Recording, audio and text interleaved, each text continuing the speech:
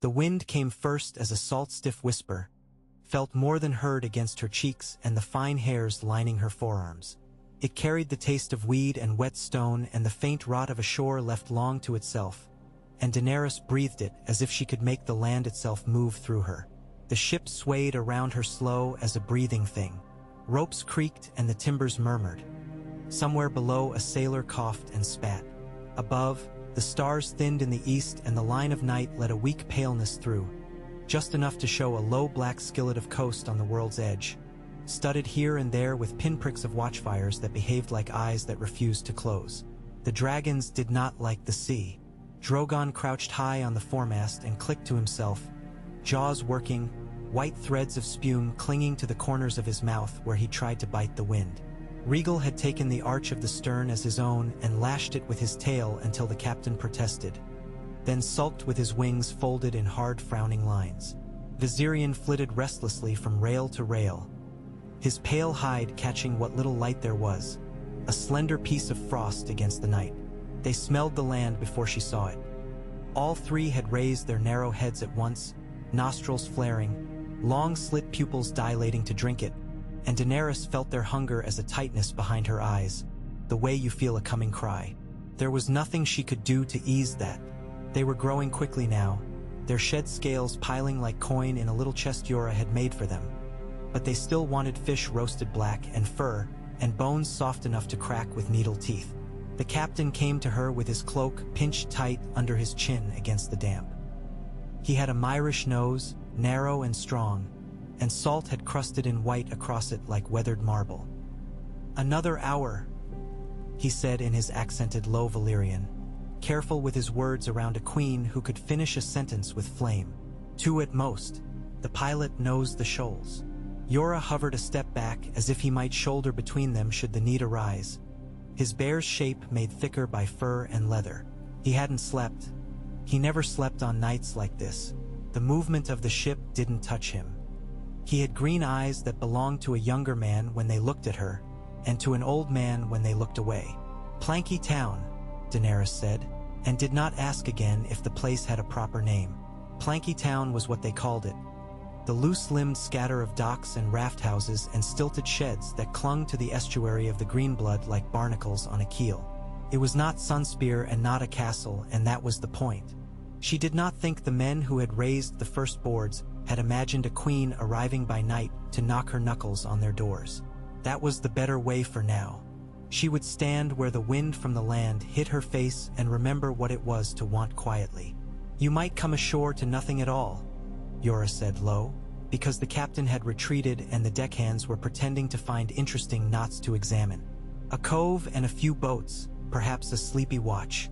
Are you ready to be disappointed, Khaleesi?" She looked past him to the masthead, where Drogon's spine plates made a jagged silhouette against the paling stars. He had one foreclaw hooked over a line and would not let go, stubborn as a mountain goat. "No," she said simply. "I am not ready to be disappointed." She tried to smile to soften the severity of it, so he would not bruise himself against her determination as he did against everything else. "But I am ready for night and for cold water. That will have to do." He nodded, and she saw him cover whatever else he would have said with the rough glove of his acceptance. "We'll bring you ashore with a small party." "Small," she agreed, "and quiet."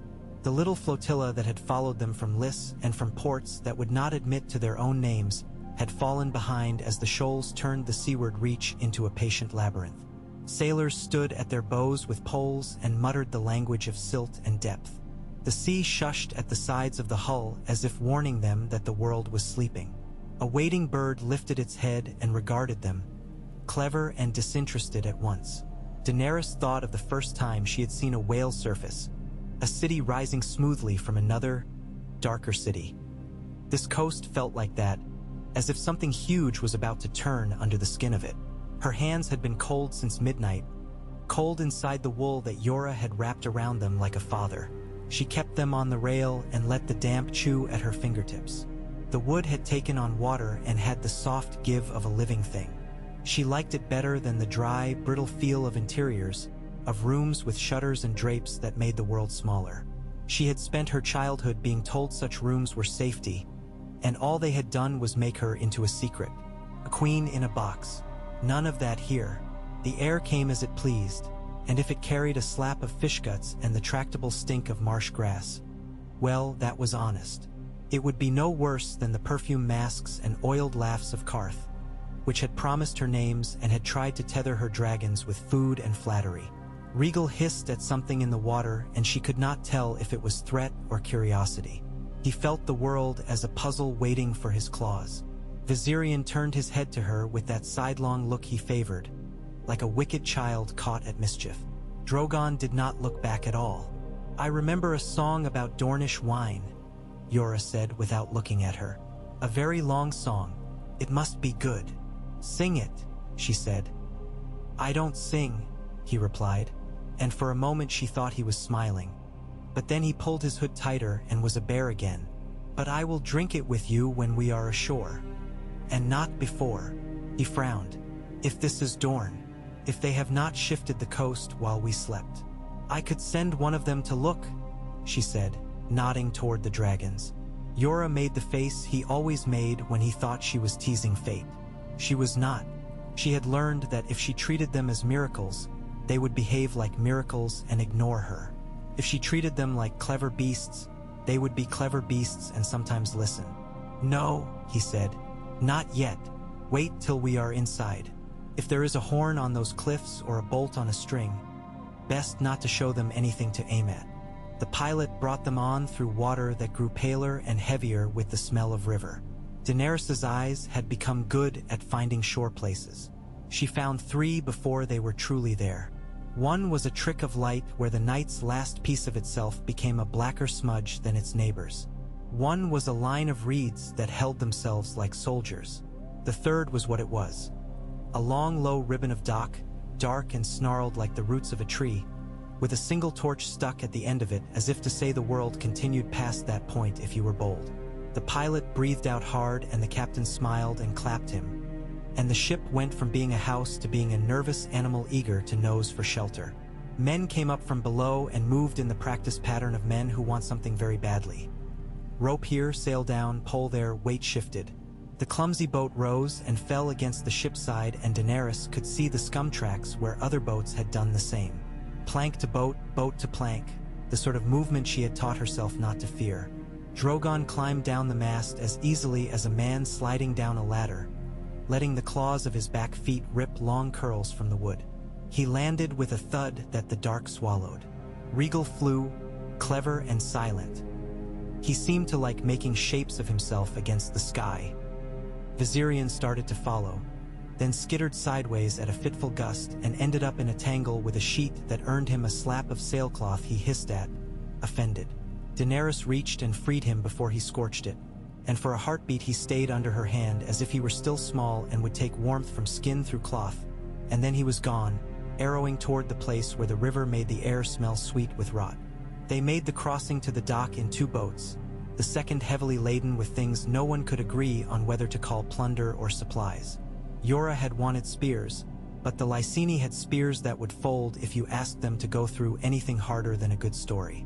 She had wanted more food, but the trees here would make fruit, Yora said, and the river made fish. In the end, they brought a bit of both and too many waterskins and a chest with coins she had not yet decided how to spend. The boat took their weight and Yora's hand never left the gunwale. The dock loomed. Boards creaked. A man appeared from behind a stack of lobster pots with a hook in his hand and hungry eyes, and stood very still when Drogon landed on the post beside him and watched him with the dotless, endless attention of a cat. The man's voice came out soft and crisp as frost. "That's a demon. A dragon," Daenerys said, stepping out. Because she had learned that titles are best used like spices and not like salt, she kept her hood up. The boards had a wicked list, but she had learned that too. "Have you bread?" The man's eyes slid from Drogon to her, then to Drogon again, as if weighing which of the two of them looked more expensive. The hook did not move. "I might find some," he said. "If there's coin." "There is." She considered the torch at the end of the dock, which had guttered down to a smoky oblong, then the low splash and murmur of water under the planks. The town was close enough that she could hear a goat somewhere, unconvinced about the state of night. And there may be more than coin. She took the chest from Yora without taking her eyes from the man and drew back the lid so that the coins winked like fish. The man's face did something small and careful. "Bread," she said, "and clean water, and someone to bring a message to Sunspear quickly, if such a person exists. I will pay for light feet." The man apparently still liked the hook. "What message?" he asked. "Tell them their past has come ashore in the dark and wishes to see their prince," she said. She had slept on the phrasing. It had mattered even before she had smelled the marsh and the long river and felt the heat of the dragons beside her. There were words you put at the front of the spell. Not a supplicant, not a beggar under a hood. The blood of Ares and Riella. The blood that had made this land theirs. She did not know if Dorne wanted its past, but she suspected it wanted something that would pay back all that had been taken from it when a princess bled to death in a childbed. The man said after a silence that swallowed a gust of wind. "I can find such a person." He looked at Drogon again, and whatever calculation had been doing sums in his head slid out through his eyes as a cautious curiosity. "They'll want proof." Drogon turned his head and narrowed his eyes and made a sound to himself that had more promise than threat in it. Daenerys didn't have to command him. He opened his mouth and let a little tongue of flame unroll, barely enough to singe hair, just sufficient to make the nearest rope hiss and shrink and then smoke before catching. Yora stamped it out efficiently, and the man with the hook had to swallow once hard. "Bread," he said meekly then. "Water. Proof." She sent him, then stood and let the river draw the sweat from her face. The dragons played along the dock's length like children too tall for their games. Viserion found a crab in a pool between stones and worried it to death with a fascination that took longer than it should have. Men from the ship came and went with the focused hurry of midnight work. Yora stood solid and waited with her. "Suppose they send a knife," he said after a time. "Suppose they send 50 knives. Dorne remembers the Targaryens. Dorne also remembers the Lannisters. Dorne remembers Renly and Stannis across the water. This is not a moment when remembering is safe." She thought of her brother standing in the long shadows of a tile-floored house in Pentos, meaning his words to be cruel and only managing to be small. He had told her stories of dragons and banners and the blaze of cities. He had not told her about the night air going damp and the way a river makes its own weather, or how a man's fear looks like hunger when you hold a little flame too near him. "I do not require safe," she said. "Only true." The man returned with bread and water, and 2 other men with the shrewd expressions of those who made money carrying other people's risks. "We'll run," one said, indicating the longboat with an upjerk of his chin. "We know the side channels. Show us coin and we run."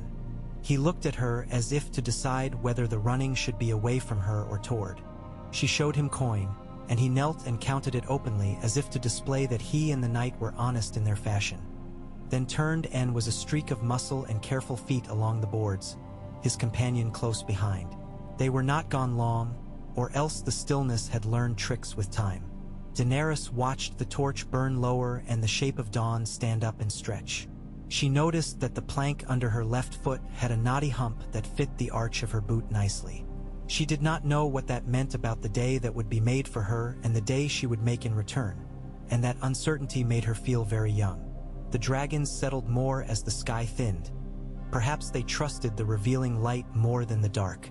The runners came back with a third behind them. A tall man with close-cropped gray hair and a long spear with a head the color of old fingernails. He walked with the kind of measured confidence that makes most men draw themselves up for fear of appearing slovenly. He wore no sigils that she could see, but his cloak was a deep rust red that suggested he had ink in the patterns of Dorne somewhere on him. He stopped at a neat distance. "Planky Town is not Sunspear," Yora offered, "but it is near enough to have an ear pressed to its wall." The gray-haired man looked from Yora to Daenerys and then to Drogon, who cocked his head and flared his nostrils in an almost playful disdain. "Planky Town has more than ears," the man said in Westerosi that rolled the Aris like a song.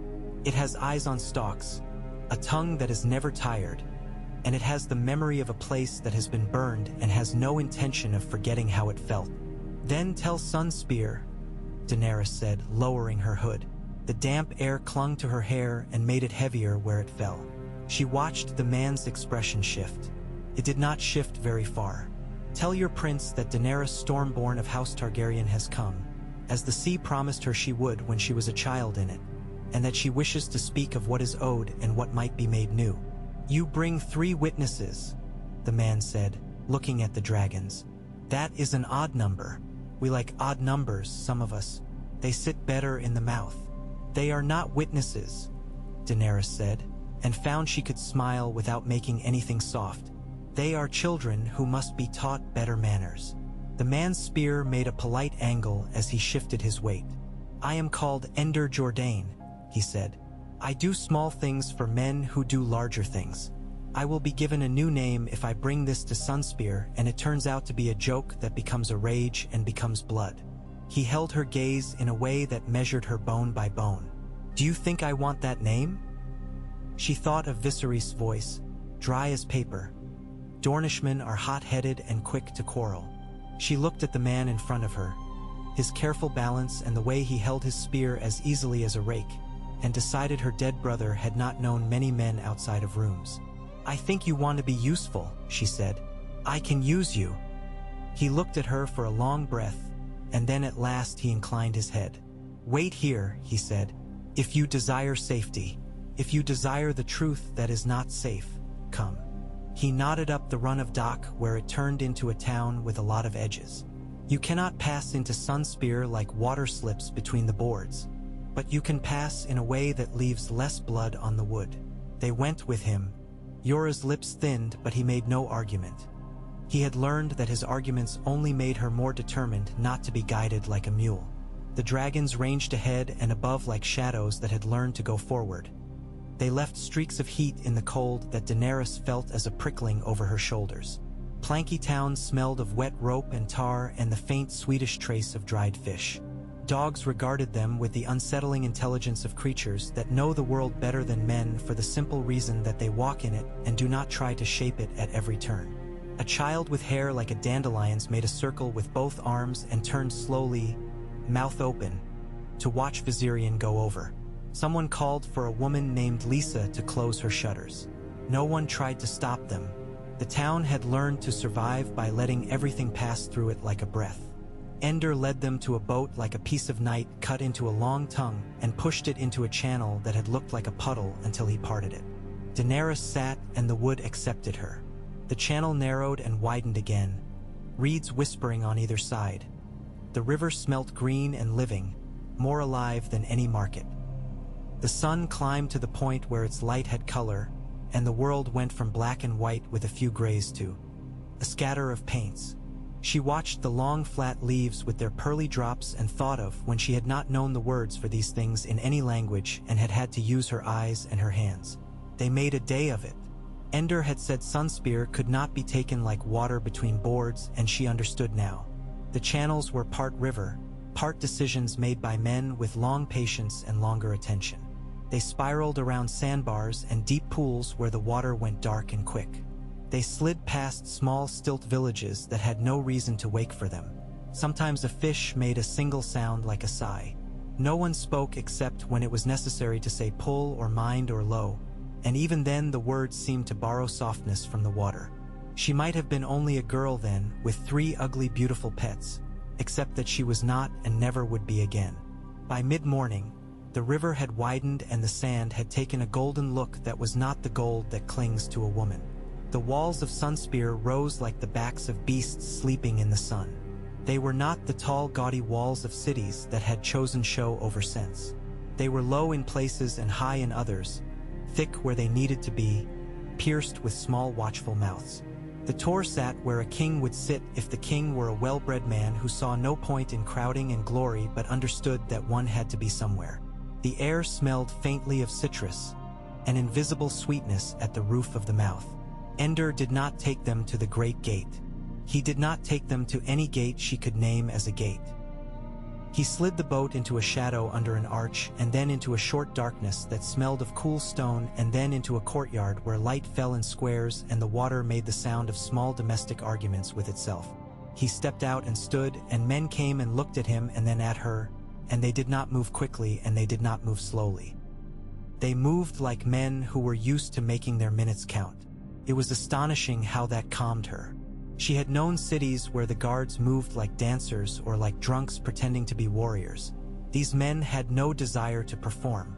Yora made a small motion as if the presence of so many unfamiliar hands made his spine itch. She touched his arm and felt him steady under her touch, as if he had meant to go running from his own worry and found there was nowhere good to go. Drogon landed on the lip of a pool and drank. The water steamed for a heartbeat and then didn't. The hissing stopped when it realized it had no story to tell. They brought them into the water gardens as if they had been expected, not with trumpets and shouts, but with bowls of thin soup that smelled of fennel and a bread with a soft crumb and a crust that flaked into fine shards that gave up their heat only when asked gently. Daenerys ate as if she understood that hunger is always waiting for the moment when a woman gets careless. The dragons were offered a goat. They were young yet, and 3 could share one if the butcher had lived long enough to learn where to put his knife. It was not a pretty thing, but nothing was wasted. The men who watched did so without fear disguised as fascination. Dorne had its own animals, after all, and had watched men a long time. Prince Doran Martell of Sunspear received her not in the high seat of the Tor, but in a room that opened onto a garden where the water moved in several directions without managing to become confused. He was a man who remembered pain. He wore it as you might wear a loyal hound, there and part of him without making itself a story at every turn. His gout swelled his hands and the green veins wrote a map that had not always been there. But he held himself in a dignity that came not from pride but from knowing that the floor would be the floor no matter what his foot thought about it. His eyes were patient and not foolish. Yora stiffened when he saw the man with the long spear standing behind the couch. But the man with the spear belonged to the room the way the water belonged to the garden. He was a piece of its edges. "You are far from the place you were expected to be," Doran said kindly, and the kindness did not feel like oil. It felt like a blanket laid over a sleeping child, though perhaps not so far as all that. "I grew up far from everything," Daenerys said, and sat in the place a hand indicated to her. The seat was low and asked the back to ease instead of prove itself. "I suppose I am less surprised than you are." "I am not surprised," Doran said. "I am only a man who has lost a daughter and gained some bones, and there is not much surprise left after that." Daenerys tried to think of words that would meet that tenderness in the air without breaking it. She had learned that sometimes a ruler is the rope between people and their own wounds, and if you pull too hard, something snaps. "If you will have me, I am your guest," she said. "If you will advise me, I am your student. If you will remember with me, I will remember what is owed here and who did the owing." "You know some of it," Doran said. His gaze flicked once to Yora's face and then returned to hers. "But knowing is not feeling. It is different when grief walks its path through you, not around."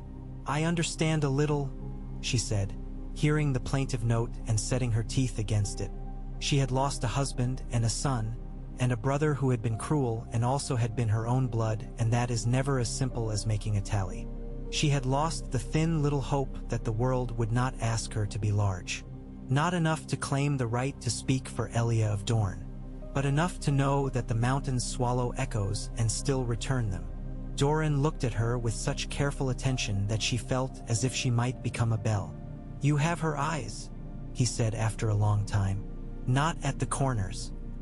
In the way they do not look away. Be welcome in Sunspear. Daenerys Targaryen. Be well here."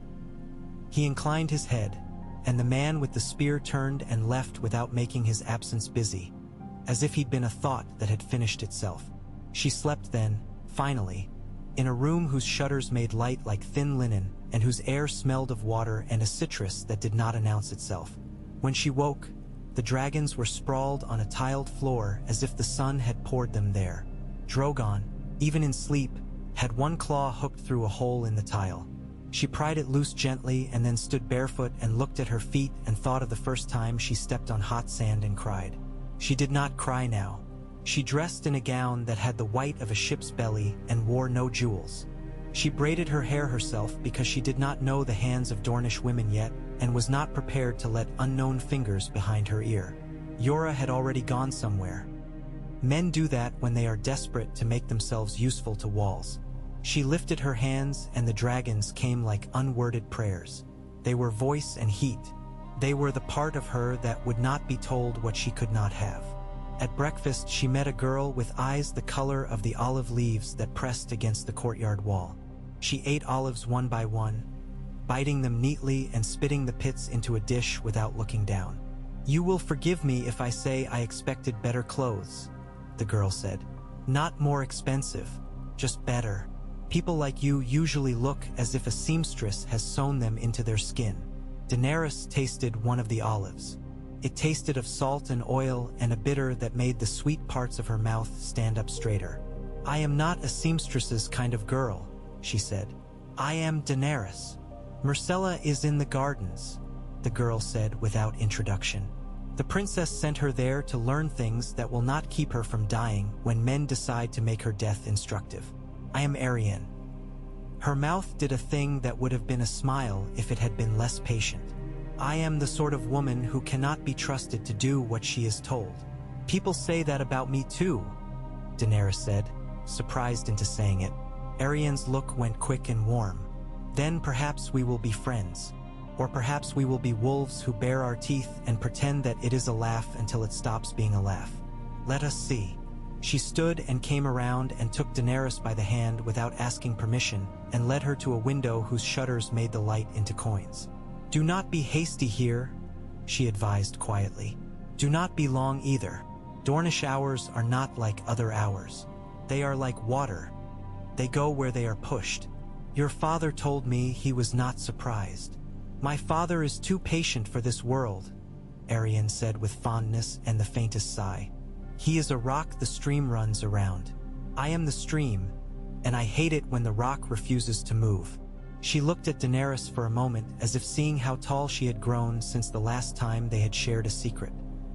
"He will want to speak before anyone else uses you for a sword. There are many hands here that like to hold swords." Oberyn came before midday. He did not announce himself with horns or with those little graces that men use when they want women to be grateful for their attention. He arrived in the hallway like an answer to a riddle and bowed so shallowly that it was an insult to anyone who required more. His smile was wide and tired. He had a look about the shoulders of a man who has taken the measure of too many rooms and found most wanting. "You have brought fire to a house that is careful with its candles," he said, and kissed the air near her hand in a way that made the hair at the back of her neck decide to be watchful. "I have brought myself," she said. "The fire is a consequence." "I am always in favor of consequences," he replied. His eyes flicked to the archway where Drogon had arranged himself with the kind of lazy indifference that is never far from a pounce. "And here are 3. He indicated the dragon with a tilt of his head. "Do they kill on command? Or only when they feel like it?" "They are children," she said. "They kill when they are hungry or scared or bored." She smiled without sweetness. "That is, when they are like most men you will meet." He laughed without malice. "Keep that tongue," he advised. "It will serve you in rooms where other women slice themselves to ribbons with silence." He sobered. "My brother will be gentle. I should warn you that I am not gentle, but I am more useful. I know the cracks in this country. I know the ways a man can be toppled with a finger if you have your finger in the right place. I have crossed water to reach a crack," she said. "I am interested in fingers." He raised his brows.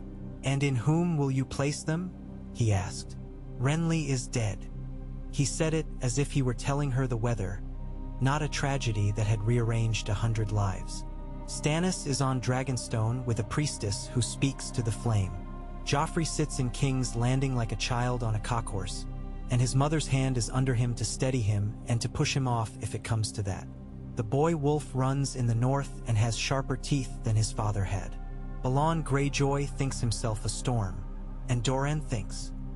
He leaned against the cool stone and looked at her as if the world might be listening. "Where do you put your first foot?" little dragon. You do not have so many that you can squander them on mud." She felt the pull of the names as if they were weights tied to her hems and to the laces of her bodice. She felt the way the world wanted to meet her as story. She could either resist or play it. "I will put my foot where the floor is mine," she said. "Sunspear knows how to stand on its own. I am not wise enough to tell a prince what his house is made of." She paused. "But if Dorne wants the Lannister son to sit where a Targaryen should, then I am in the wrong house after all, and I will go." Oberyn's smile turned real and sharp. "Good," he said.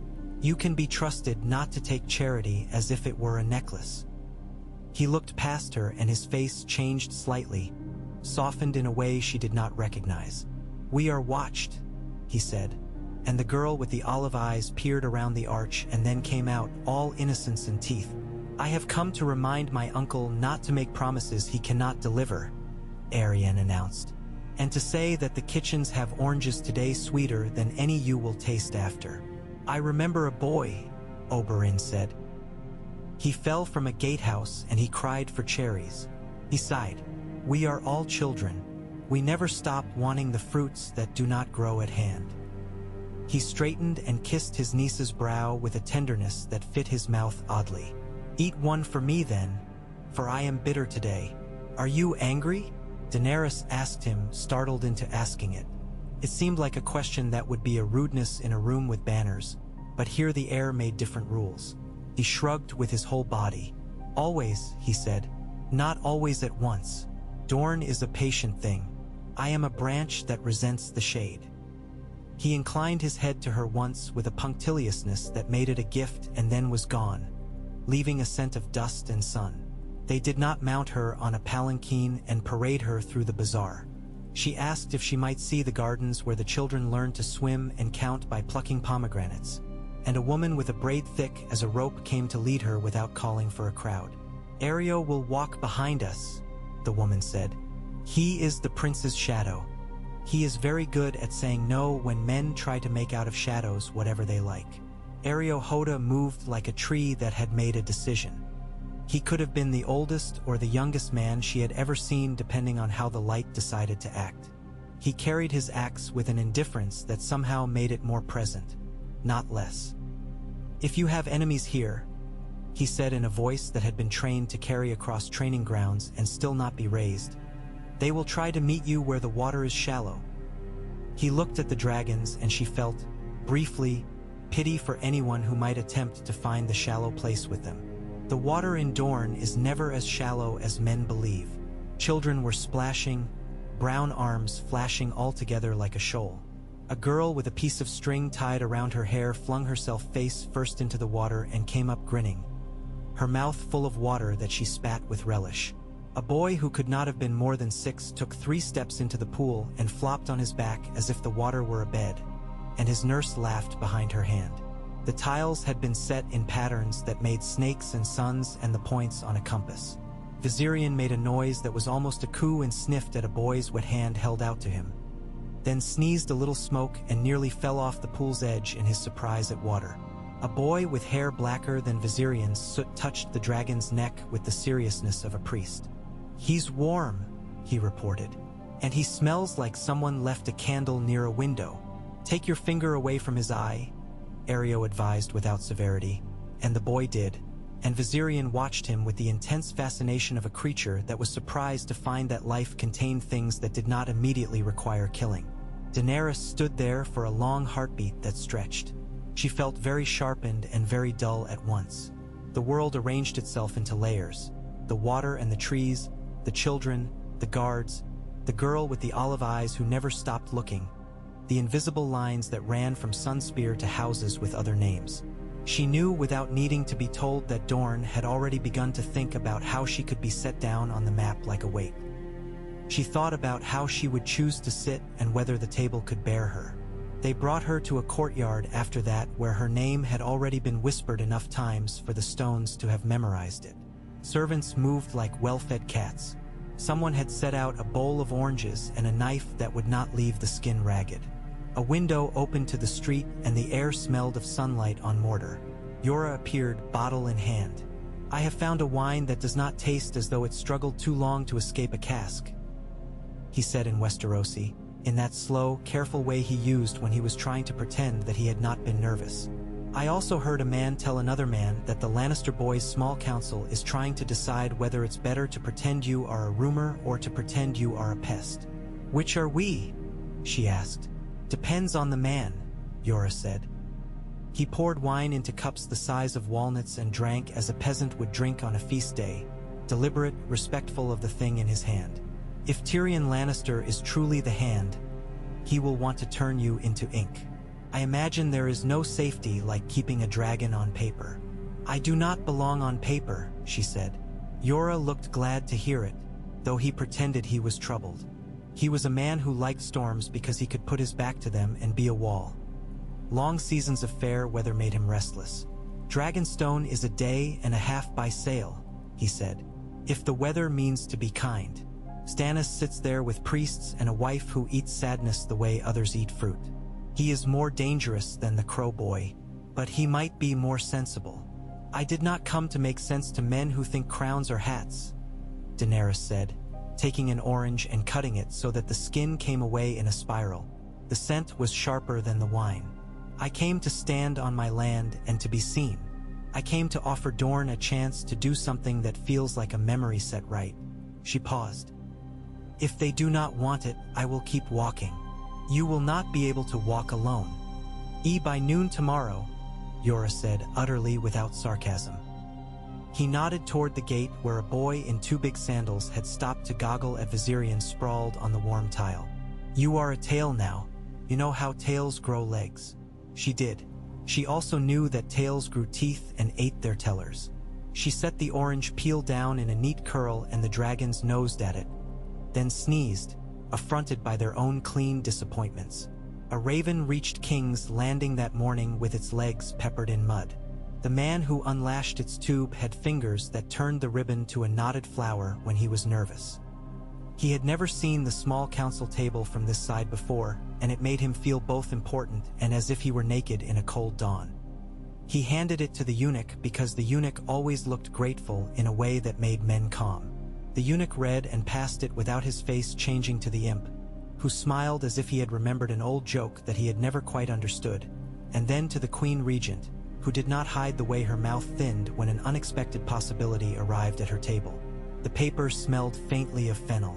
It had been written in a hand that did not like to make curves. The man who had written it had not known he would be making a piece of history. "From Dorne?"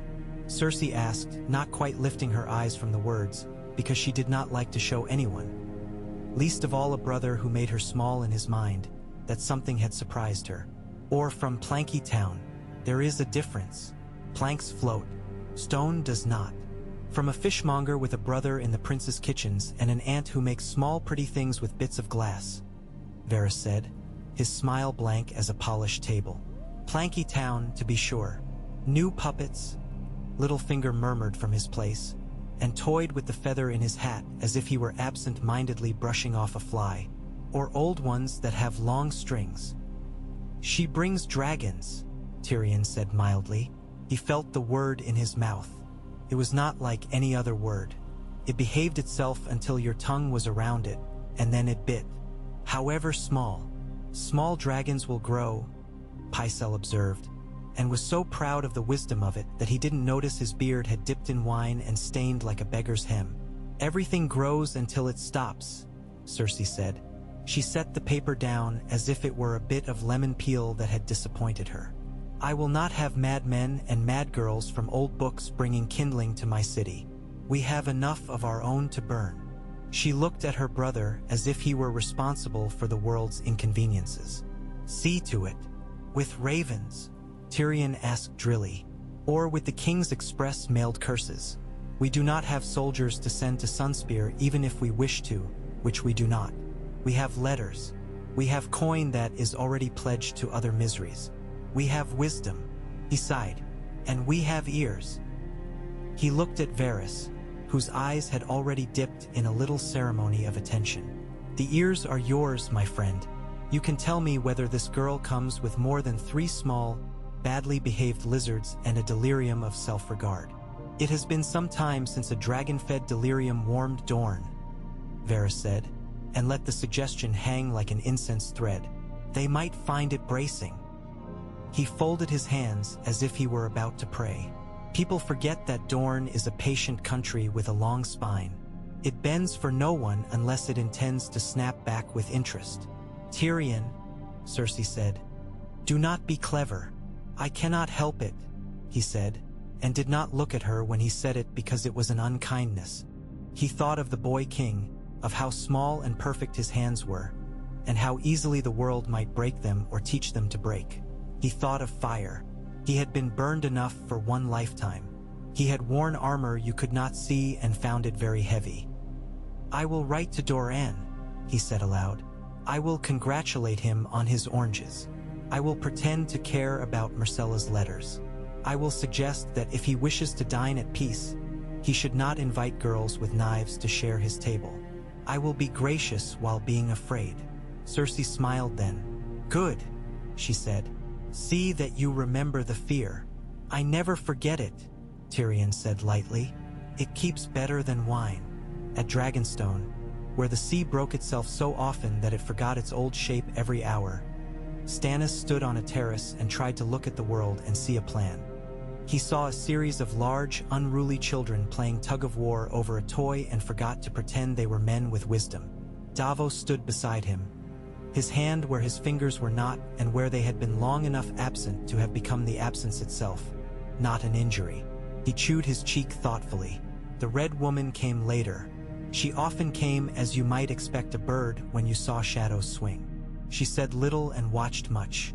The shadows that sometimes walked near her did not mind the wind. Here, Davos said, and gave Stannis the bit of parchment the gull had tried, with little success, to make into a bed. From the south. From Dorne, Stannis said after a glance. His mouth did something close to a sneer without quite reaching it. A girl with dragons. A child playing with knives because the grown men are busy arguing over spoons. Dragons burn, Davos said quietly. He had seen a boat burn until the only thing left of it was the reflection of flame in water, then the water itself. Even small ones. Stannis made a sound that had been a laugh once and was now something else. The small ones are the ones that teach men to stop laughing, he said. Very well. If she comes here, we will treat with her. He looked at the sky, which was the color of old iron. If she goes to storm the capital, we will let the Lannisters have the first bite of her. If she thinks to ally with Renly's corpse, I will see whether the Red God desires her as. He rubbed his face with the heel of his hand and looked very briefly like a man who had woken from a dream without remembering what it was. Bring me the priestess. Melisandre came with her veil of heat that had nothing to do with the weather. She smelled of smoke in the way that rosemary does when you burn it, which is to say unexpectedly pleasant until you remember what it implies. There is a girl in the south, she said without preface, because it pleased her sometimes to let men believe she knew the things their ravens brought before the ravens knew them. The Lord of Light sends many sparks. Not all become fire. She has 3, Stannis said. Are they sparks? He had not learned to make mockery sound graceful and did not care if it didn't. They are shadows with hearts, Melisandre said, eyes half-lidded as if she were reading a text written on the underside of her skin. They will make men think that the old stories are coming back and that this excuses them from making new ones. Your place is written in the light. Hers is written in ash. Davos kept his tongue behind his teeth where it could do no mischief. He did not trust the woman and he did not trust fire. He trusted Stannis because he had chosen to trust Stannis, and a man has to make his trust somewhere or else he is just a thing blown about. He watched the way the prince's jaw worked and thought of his boys. In Plankytown, a fisherwoman scrubbed the scales off a bream with the edge of a broken shell and told her daughter a tale about a child with white hair and eyes like morning and 3 little black boats that had learned to fly. The girl believed her because she had seen a shadow against the sky that had looked like a hawk and had not moved like a hawk, and because the telling pleased the day. The bream smelled of seawater and the steady life of things that do not know how to lie. Daenerys learned the courtyard slowly. She learned which had the cool underfoot tiles and which held heat like a hand against the small of your back all afternoon. She learned the sound that meant a servant bring a tray as opposed to a soldier bringing an order. She learned where the crows sat and how they argued, and that in Sunspear the crows were as likely to eat fruit as meat if it was cut small enough. She learned the weight of other people's gazes. She learned that she could be both studied and pine-needled by silence, and that was a skill she had not expected to need. She learned that if she did not feed the dragons when their shadows were long, they made mischief until midnight. Doran sent for her every day, but he did not hurry her along to any choice. He told her stories about the places in Dorne that she would not see now, for messengers and enemies had made travel an ugly luxury.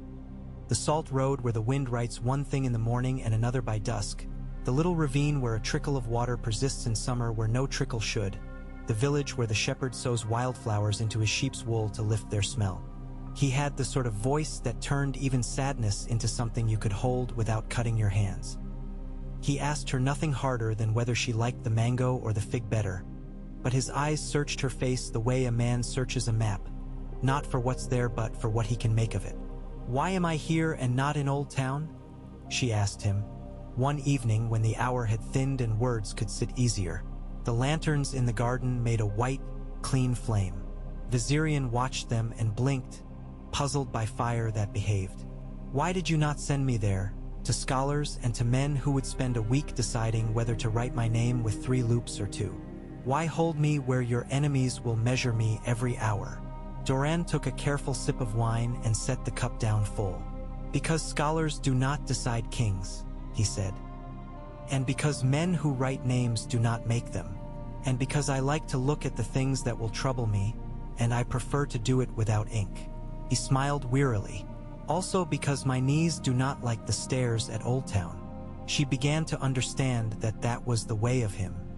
He could tell you the practical reason with its shoes on and its coat buttoned and let the other reasons follow at their leisure. It did not make him less mysterious. It made him more bearable. "A letter arrived addressed to me and all who pretend I am the queen." Arion brought it folded into a clean open O, and Daenerys turned it and found the broken seal of the lion. Tyrion's words were clever because of course they were. They offered candid courtesy and the sense that he had not been able to resist a joke even as he tried. And they were frank in the way an honest wolf's smile is frank. He asked nothing. He made no threat. He did not imagine he could frighten a girl with the shrug of a paper.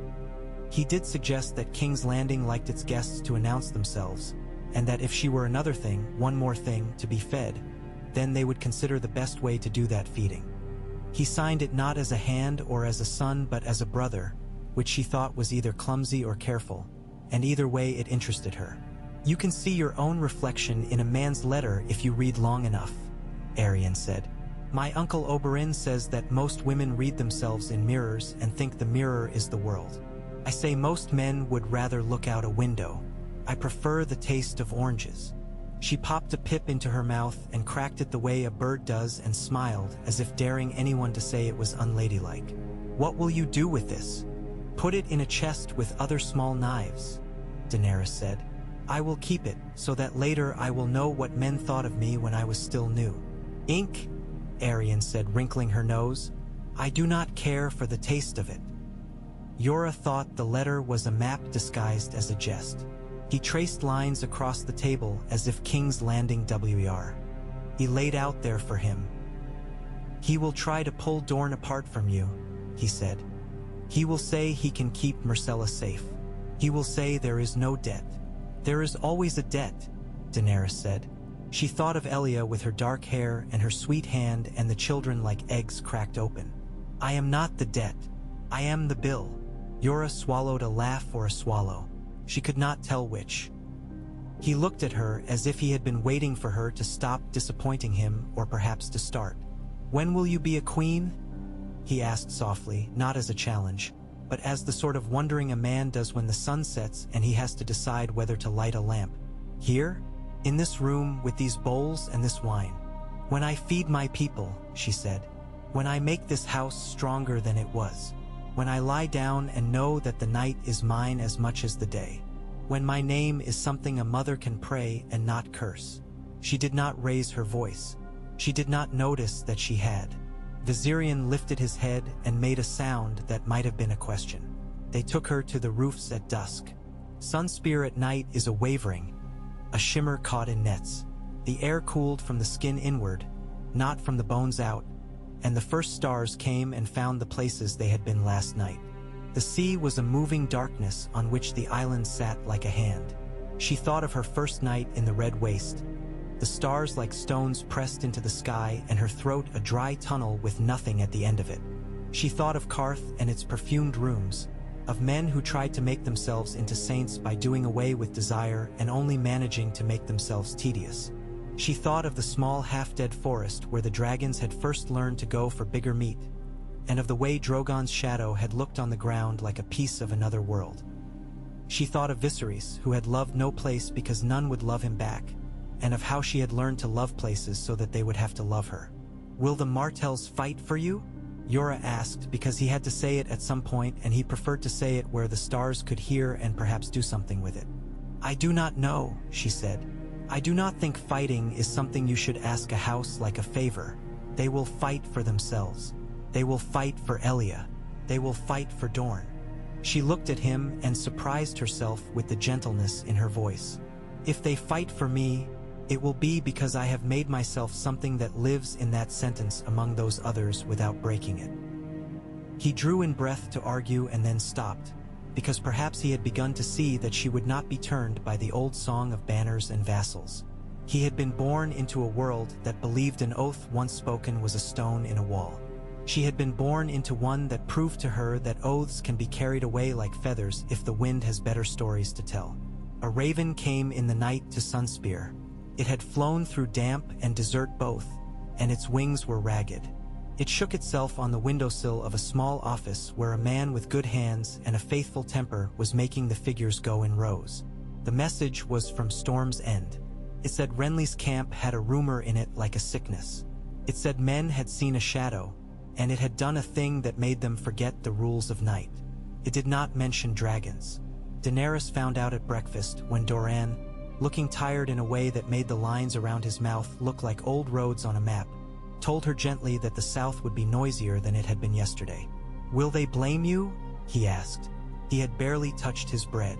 "Some will," she said. "It is the easiest sort of story. A girl comes out of the dark with fire on her shoulders and the next king dies. We are not subtle animals." She peeled an orange carefully to calm her hands. "It is not my doing, but it will be thrown into my basket. Then we should separate what is yours from what is not," Doran said. "And we should do it with an attention that will make other men restless." He looked at Areo, who had appeared in the doorway as he often did, already there, as if thoughts had called him up like ladders. "We will write to Storm's End. We will say that Sunspear has a guest who arrived by river, not by shadow. We will say that Dorne is not a night jar that makes noise only when others move it. We will ask them if they have a story to tell that is not just the first one that came into their heads. And if they do not like being asked questions?" Arianne inquired, leaning in the doorway behind Areo with the confidence of a woman who knew the house well enough to walk it blindfolded. "What then, father?" "Then we feed them," Doran said simply. "No man listens well on an empty stomach." Daenerys had thought of war as a series of decisions that sat on a table and waited for her to choose. She began to understand that it was more like water in a room. Found the cracks. It rose even when you thought you had stopped up all the holes. It licked your things and made them rot, and while you were busy holding up a chest and pushing a chair onto a pile of books, it was already creeping up your legs. It was not always a flood. Sometimes it was slow as thinking, but it was always waiting until you felt safe. She went to the training yard where men made neat violence in predictable patterns. Oberyn was there, bare-chested and humming as he moved, his spear making a sky of circles. He made men look clumsy without making them feel stupid. He kept up his humming and made her wait. He liked it when people learned to hate waiting. When he finally stopped, he wiped his face with a cloth that had once belonged to a woman with a delicate taste in scent and said, "Has your dragon eaten today?" "Which one?" she asked. "They have different hungers." "I assume," he said blandly. that you know their mouths better than I only wish to know whether you have left them to grow bored. Boredom in a young thing with a taste for blood is every Lannister I have ever met." She laughed despite herself and felt him watch the laugh. "They have eaten," she said, "a goat between them and a bucket of fish that smelled unwise. They want something other than food, I think. They want sky." She looked at the space above the yard where the air wobbled with heat. "They want something that isn't a wall. Walls teach creatures about their own edges," he said. "Take them up. The roofs are low and kind. Do not let them fly beyond your call. Men with long memories and short plans are looking up. They will shoot anything that is larger than a hawk because they are tired of being on the ground." He put down his spear and regarded her as if she were a boy he might turn into something sharp. "Do you know what you are doing?" "No," she said, to his surprise and her own. "But I know that I cannot learn doing nothing." "Good," he said. "You will not be so easily lied to by yourself."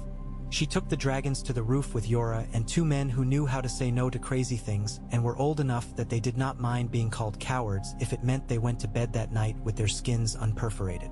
The sun made the pink limestone look almost edible. The dragons scampered and launched, their wings catching the light in a way that made Daenerys's throat hurt.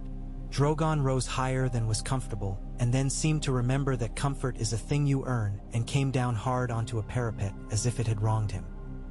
He lay there and panted and placed one claw on the stone in a gesture of proprietary affection.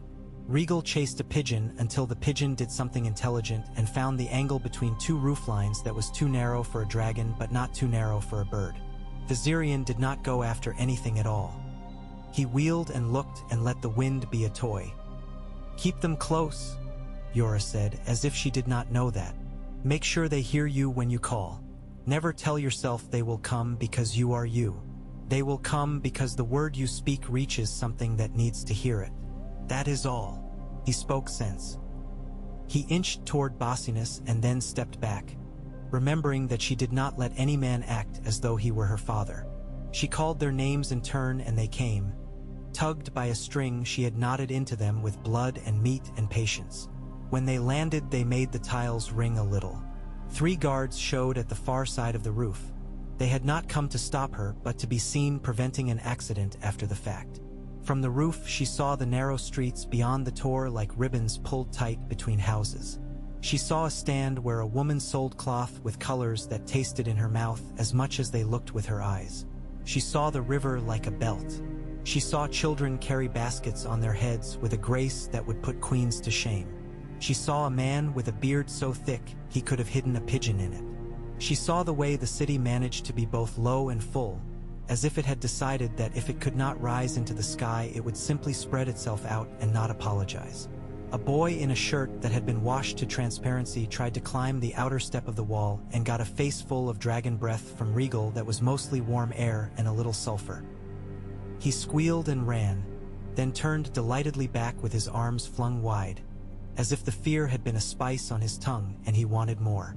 Yora exhaled heavily. "You should keep them away from boys," he said. "Boys are trouble." "I was a girl," she said. "I was trouble." She watched Drogon pretend he did not care about a cloud of gnats and then snap at them all at once. "People should see them. We cannot hope to be a murmur behind a wall." "You can hope to live to be more than a rumor who died in Dorne," Yora muttered. "They will think I brought Renly's death to his tent," she said. "Let them," she added, before he could scold her for daring to say it. "We will beat our answer out of time, not out of paper."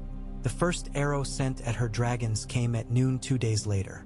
It came from a roof where a man with a clean jaw and a willingness to do a thing because it would put meat on his table had been persuaded that he could make a small piece of history for his grandchildren to spit on or sing. The arrow's aim was poor. The wind lifted it slightly, and it skittered off the parapet with a meager sound and fell into a garden where an old woman looked up with a scowl and then bent again to her herbs. It did not matter that the arrow failed. It mattered that it had been shot. Areo found the man before the story grew more legs. He rescued him from the hands of the world, which would have torn him into whatever shape was most satisfying. and brought him where Daenerys could see him jostled by his own terror as a bottle is jostled by rough seas. The man looked at her and at the dragons and at his own hands, as if to be sure they belonged to him still. "They paid me," he blurted, half ashamed, half baffled. "They said I could call myself the man who put a fear into a dragon." "And did you?" she asked. Her voice came out very calm. She felt the heat of Drogon's flank close enough that she could have leaned into it and found the place where the scales overlapped like a lover's fingers. He shook his head hard enough to rate as honesty. "No," he said. "It was my own fear came back and put itself into me." She nodded. "Then pay it back," she said. "Take this to your daughter." She handed him a coin that would keep bread in his house for a fortnight. "Tell her you were foolish for a minute and brave for the one after. Do not do it again." Areo raised a brow. "You will let him go?" "Do you think he wants my blood?" she asked. "Or my attention?" She looked at the man again. "Do not make me look at you twice for the same reason," she ordered, and something in her mouth made it sound like a law a country might want to keep. The man ran the way someone runs from a lesson that has not yet decided whether to be gentle. "Not a queen's justice," Arianne remarked. "A woman's mercy. You will find out which angers men more." "I know which disappoints women less," Daenerys said. The nights warmed. The dragons grew. Their wings thickened a little and their chests widened. They were becoming the shape they were meant to be and not the shape of their own promise. Drogon's temper took edges, not spikes. He would let servants cross a room without flaring if she told him with her whole body that they were not meat. Rhaegal learned to watch her hands. Viserion stayed contrary, and everyone loved him because everyone loves the thing that is most likely to bite them for its own annoyance. It looks most like us. Varys's little birds were not children in Sunspear. They were men and women who knew how to listen without making the listening into an act. One of them, a glazier's apprentice with fingers that took the measure of temperature better than most men's mouths, brought word to the Martells that in King's Landing half the city had already made a song about the girl with fire at her shoulder, and that the song blamed her for the price of onions.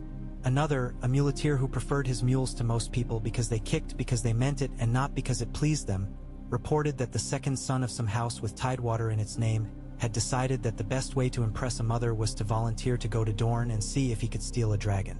He did not arrive. The desert does not care for mothers' plans. Letters went. Packages came. A braided wreath of dried flowers arrived from a small village near Starfall, and Daenerys put it on a bronze bowl and watched dust settle in its loops with an inexplicable tenderness. A child's drawing of a dragon made out of circles landed at her feet when she was stepping into a courtyard, and she nearly stepped on it and then stooped and felt something in her chest rearrange itself into an ache. The drawing had been done in a hand too careful for a child. A father had steadied the circles and made them worse. She thought of her own hands steadied by a dead brother's foolishness and found herself forgiving him, briefly, for being both cruel and a child. Then one morning a man with hair the color of old honey came to Sunspear with a letter and a face that looked like it belonged on an older body. He pressed his lips to the floor before he pressed them to any hand, and he did not look up until the stone let him. His letter was plain and lacking in flourishes. It asked a simple question. Would the Princess of Dorne receive Quentyn Martell, who had been sent to seek a bride and had found nothing but his own shadow in the cities across the sea, and who had been brought to the edge of madness by the smell of spices and new coin? Arianne read the letter with her mouth turned at a wry angle. "My brother," she said. "He was born with two hands, and one was always trying to undo whatever the other was doing." She looked at Daenerys. "He was meant to be a king in a story father told to himself when he lay on the couch and pretended to nap." Daenerys did not know what to feel. She had learned that she need not have a feeling for every event that touched her, but some demanded it. The thought of Quentyn Martell and his careful letters and his earnest face coming from the places she had run through and scourged moved something in her that was not quite pity and not quite interest. "Will you receive him?" she asked Doran. "I will," Doran said. "He is a son, and I am a father. And if he asks me to be a wife?" Doran's eyes were very gentle then and very old. "Then you will be a queen," he said. "In one kind of way, and not in another." He looked at her hands. The world will ask you for your hands in many ways. It will try to break them so that you cannot hold anything you care to keep. She went to the dragons after that and sat with them in the late sun. And even Drogon lay down as if the hour had decided to be kind. She thought of the shape her life might take if it settled into the curve of Dorne's plan for it. If she became a set of words in a marriage contract and a series of small reconciliations that would look like grace to those outside and like bone grinding to her. She thought of the sea and the small boat and the man with the hook at Planky Town, and how the river had smelled like truth. She thought of the boy in the training yard who had put his fingers near Rhaegal's eye and then took them away when asked. She thought of Renly's messy death and the way men make stories to make neatness where none is owed. She thought of Tyrion's letter and the way it had smiled without showing teeth. She did not know what she would say to Quentyn. That not knowing did not frighten her. It made her feel very much alive, like a creature partway through a molt, sore from the old skin and not yet ready for the new. Drogon turned and set his head in her lap and made a deep sound like a well, and she stroked him until his breath lengthened. His scales caught the light and gave it back in small pieces, like a weather-stained mirror. When Quentyn arrived, he came with 2 companions whose faces had been made older by sun and care. He wore sand that had not been swept from his boots and clothes that had been mended invisibly, which is to say by someone who loved him and wanted the world to think it had always been whole. He did not kneel before Daenerys. He bowed like a man who had been taught to bow and who had not had many occasions to do it and did not mind being clumsy. He was not a handsome man. He had a kindness in his mouth that made him better looking. He had eyes that understood that life is heavy. "My father wrote to you," he said quietly in Westerosi. "He may have told you I was brave. I am not brave. I am stubborn, which is sometimes the same thing."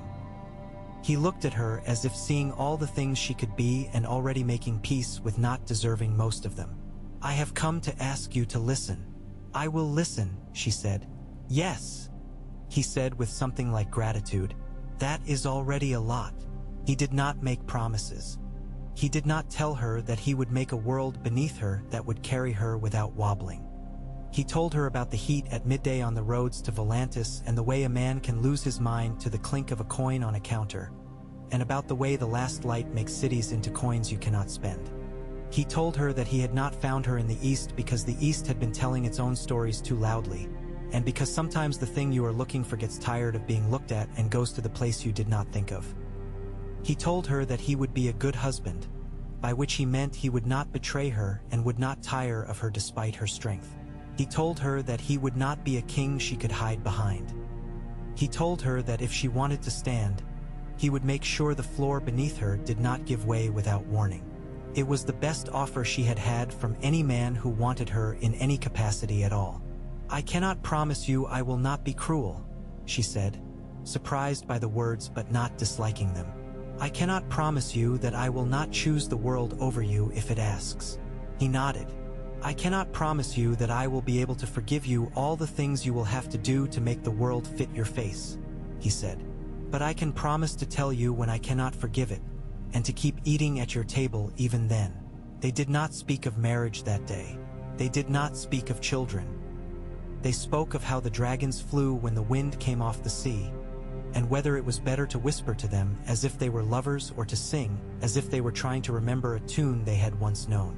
They walked the long, low walls of the water gardens, and Arianne watched them from a window with a look that could have been called a blessing by someone less precise.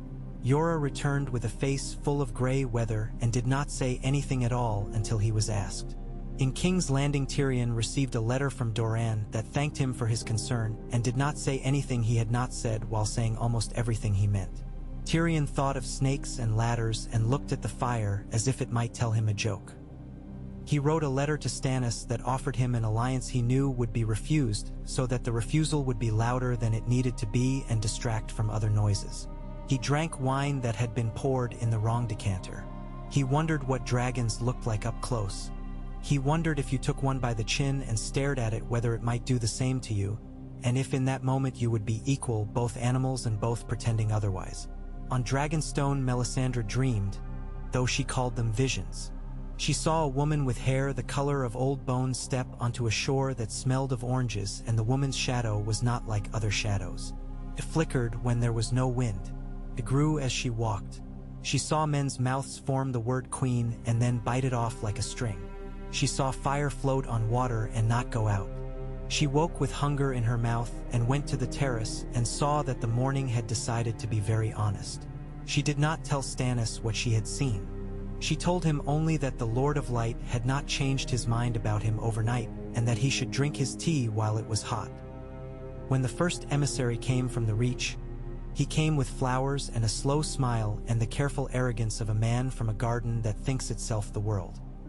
He did not wear Tyrell sigils, but their green was in the lining of his cloak.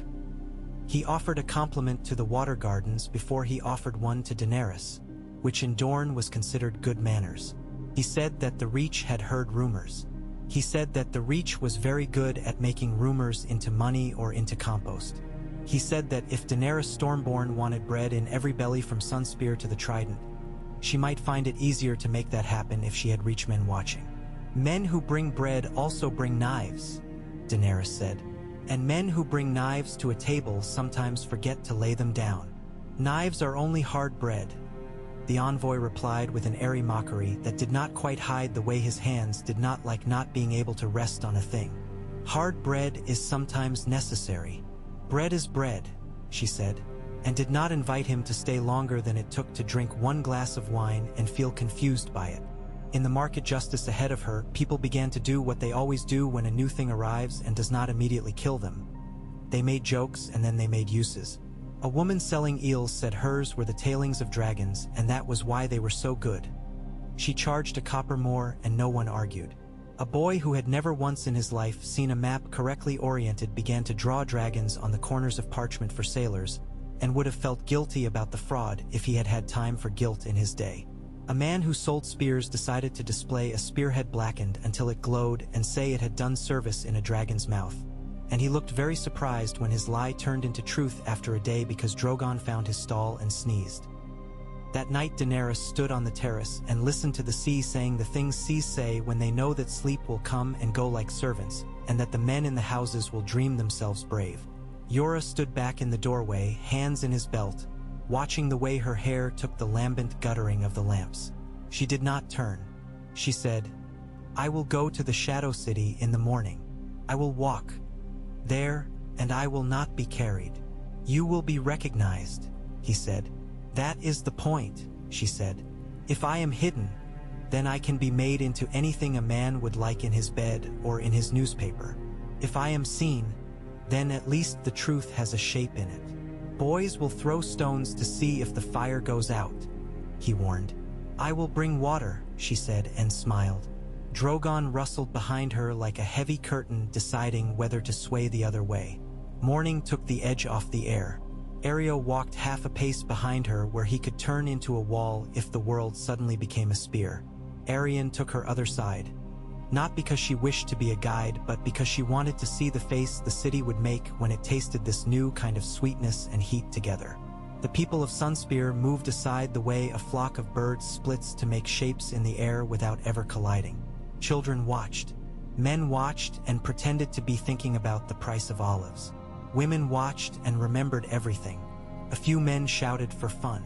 The dragons did not mind, because children had taught them that noise could be love. Daenerys bought a strip of candied peel from an old woman with a face like a hand that had been used to do work. She bought 2 for Arianne and watched her suck the sugar with an indulgence that made the morning somehow less dangerous. She put a copper into the cup of a blind man who called her a name that was not her name but was not untrue either. She stood for a moment in front of a stall where a man sold cloth sewn with small gold coins that made a sound like rain. She wanted the sound more than the cloak. She did not buy it because she would not take joy and turn it into something she wore as proof. She let it be. When the first woman knelt to her, she did not know what to do. The kneeling was awkward. The woman had a baby on her hip with a rash. Kneeling made the child cry. The woman did not seem to care. "My prince is dead," she said. "My brother is dead." My husband went to the fields, and a Lannister man came through looking for nothing and found him, and he is now a story the men tell at the tavern to make themselves brave." She looked up at Daenerys with eyes that had been dried into an angry salt. "Will you make any of this matter?" Daenerys had learned the taste of the word yes. She knew it was like a sweet with a string in it. You bite and you are caught. She looked at the baby's rash, and at the woman's hands, and at the man with the cloth of coins pretending to not listen, and at Arianne, who had gone utterly still. "I will try," she said.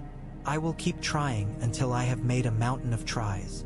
She put her hand on the woman's hair and felt the heat of her scalp. "If that is not enough, then I will have to learn what enough is and become it." It was not pretty rhetoric. It was the only version of truth she could hold in her mouth without spitting it out. Oberyn watched later from a balcony and smiled with his eyes and not his mouth. "Dorne will love you and hate you and force you to become both honeys and poison you have not yet imagined." He told her over wine that tasted like flowers that had decided to have opinions. "Do not love us back unless you are willing to be changed by us." "I do not wish to remain unchanged," she said. "I want to become something the world has never seen because I have rubbed against it in my way." Oberyn laughed. "Good," he said. "Then let me teach you to make a spear out of a word."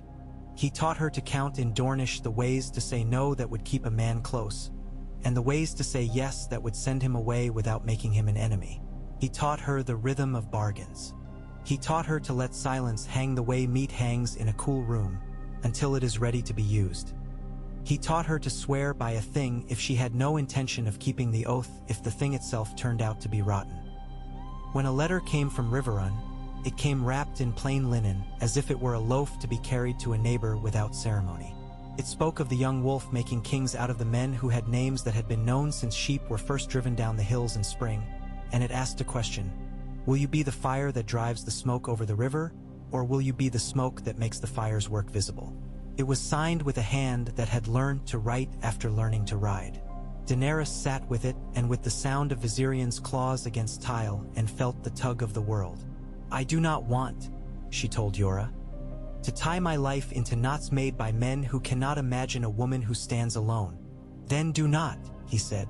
"But know that even those who stand alone cast shadows that fall on others." "I know," she said. "I have never been able to help that." And so the days stretched. They took on a fullness she had not had in Karth's thin glitter or in the red waist's sharp morning burn. She woke and let the dragons run around her ankles like cats, and she ate bread that had the particular chew of flour milled yesterday, and she went to rooms where the air made a sound with water, and she learned the steps to dances that were not performed at feasts but in rooms where bargains were made. She learned the names of men who would die because of her without hating them for the fate. She learned the names of women who would live longer because of her without flattering herself with their thanks.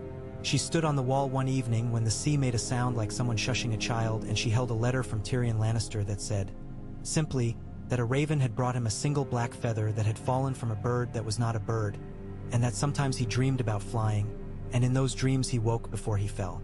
She almost laughed. She almost felt pity. She felt the shape of the story closing like a hand around her, and she did not pull away. The hand was hers as much as it was anyone's. She lifted it and opened it and said her own name in it until it sounded like something other than what men called her. Then she stood very still and let Drogon's breath warm the bare skin of her arm, and she looked south and east and north and west, and thought of water and fire and of a woman's mercy and a queen's law and the way a city sees you when you walk into it with your head up and your hands empty and leaves room for a story to grow. Dawn came thin and clean and spilled like milk into the basins of the water gardens. The girls were already at the pools, and the boys, and the children who did not care what names were for them when water was better than names. A steward came along the colonnade with a formal face and a folded sheet, and Ariohoda walked at his shoulder because paper can be a blade. Daenerys took the message and unfolded it and read it twice. It said that a ship had made anchor under cover of night near the mouth of the Greenblood, its sails painted with a sunburst that was not the son of Dorne, and a stag that had bent its neck under the weight of a crown it had not asked for. It said a man named Davos Seaworth had come ashore and wished to speak for Stannis Baratheon. It said he had hands like empty moons where the fingers should have been, and that he spoke like a man who did not care whether he was good at words as long as they were true. Daenerys closed her eyes for a moment and then opened them. She looked at the water and the sunlight and the boys making a game with an orange that they were trying to keep out of the pool without using their hands. She looked at the dragons and at the spears and at Doran's face, which had come to be careful as if without his bidding. She looked at Arianne, whose smile turned into something that was not a smile and would not be until the matter had its work through the house. She looked at Yora, whose shoulders lifted very slightly as if to say, "Here comes a wind." "Bring him," she said, and then she sat down and waited without touching her hair or her dress or the dragons, and let the day take a long breath around her. They brought him through the colonnade with the sea still clinging to him. Davos Seaworth had the look of a man who did not trust rooms as much as he trusted weather. He bowed because it was right and not because the marble demanded it, and when he straightened he looked at her hands first, then at her face, then very quickly at the dragons as if to count them and be sure the number matched the stories that had followed him ashore. "Your Grace," he said, in Westerosi made tidy for court and not dulled by it. "I am Davos, a smuggler who had the fortune to be raised, and the misfortune to be raised to a place where I must talk to queens." "You are welcome," Daenerys said. She did not rise. She had learned that standing could be as much a posture of supplication as sitting if a woman did not know why she was doing it. "You bring tide and rumor. Sit and let the tide settle." He sat on the edge of the offered bench and seemed both grateful and unready to trust the wood. His hands were clean scars. When he reached for the cup a servant set by his knee, he did it with a carefulness that turned drinking into work. He swallowed, lowered the cup, and looked again at the dragons as a man looks down a road he knows will be hard and walks anyway. "My king sends me," he began, "to speak plain. He is Stannis of the House Baratheon, Robert's true brother, the rightful king by law and the order of things. He asks no favor that is not owed to him. He recognizes your blood. He will not pretend you are not who you are." His eyes lifted to hers and held. "He asks that you acknowledge him as king of these lands, as the law would ask you if all men could be made to obey their own rules. He asks that we do not waste blood in proving what a paper and a priest could prove. He asks that you meet him, if you will, in a place where neither of you is the other's guest. He has ships." There was a pause made of citrus and water. Daenerys folded her hands and did not look at Yora or at Doran, where he waited like a knot of shade beyond the arch. She did not look at the dragons because she knew what that would say to men watching her. That she was a girl reaching for her toys. "You ask for my fealty," she said. "I carry the asking," Davos said simply. "The asking is his." "What do I gain in that bending?" she asked, as if the question were a cloth to be turned and examined for frayed spots. "Peace," Davos said. "Not forever. There is no forever that looks like men want it to, but enough for a season.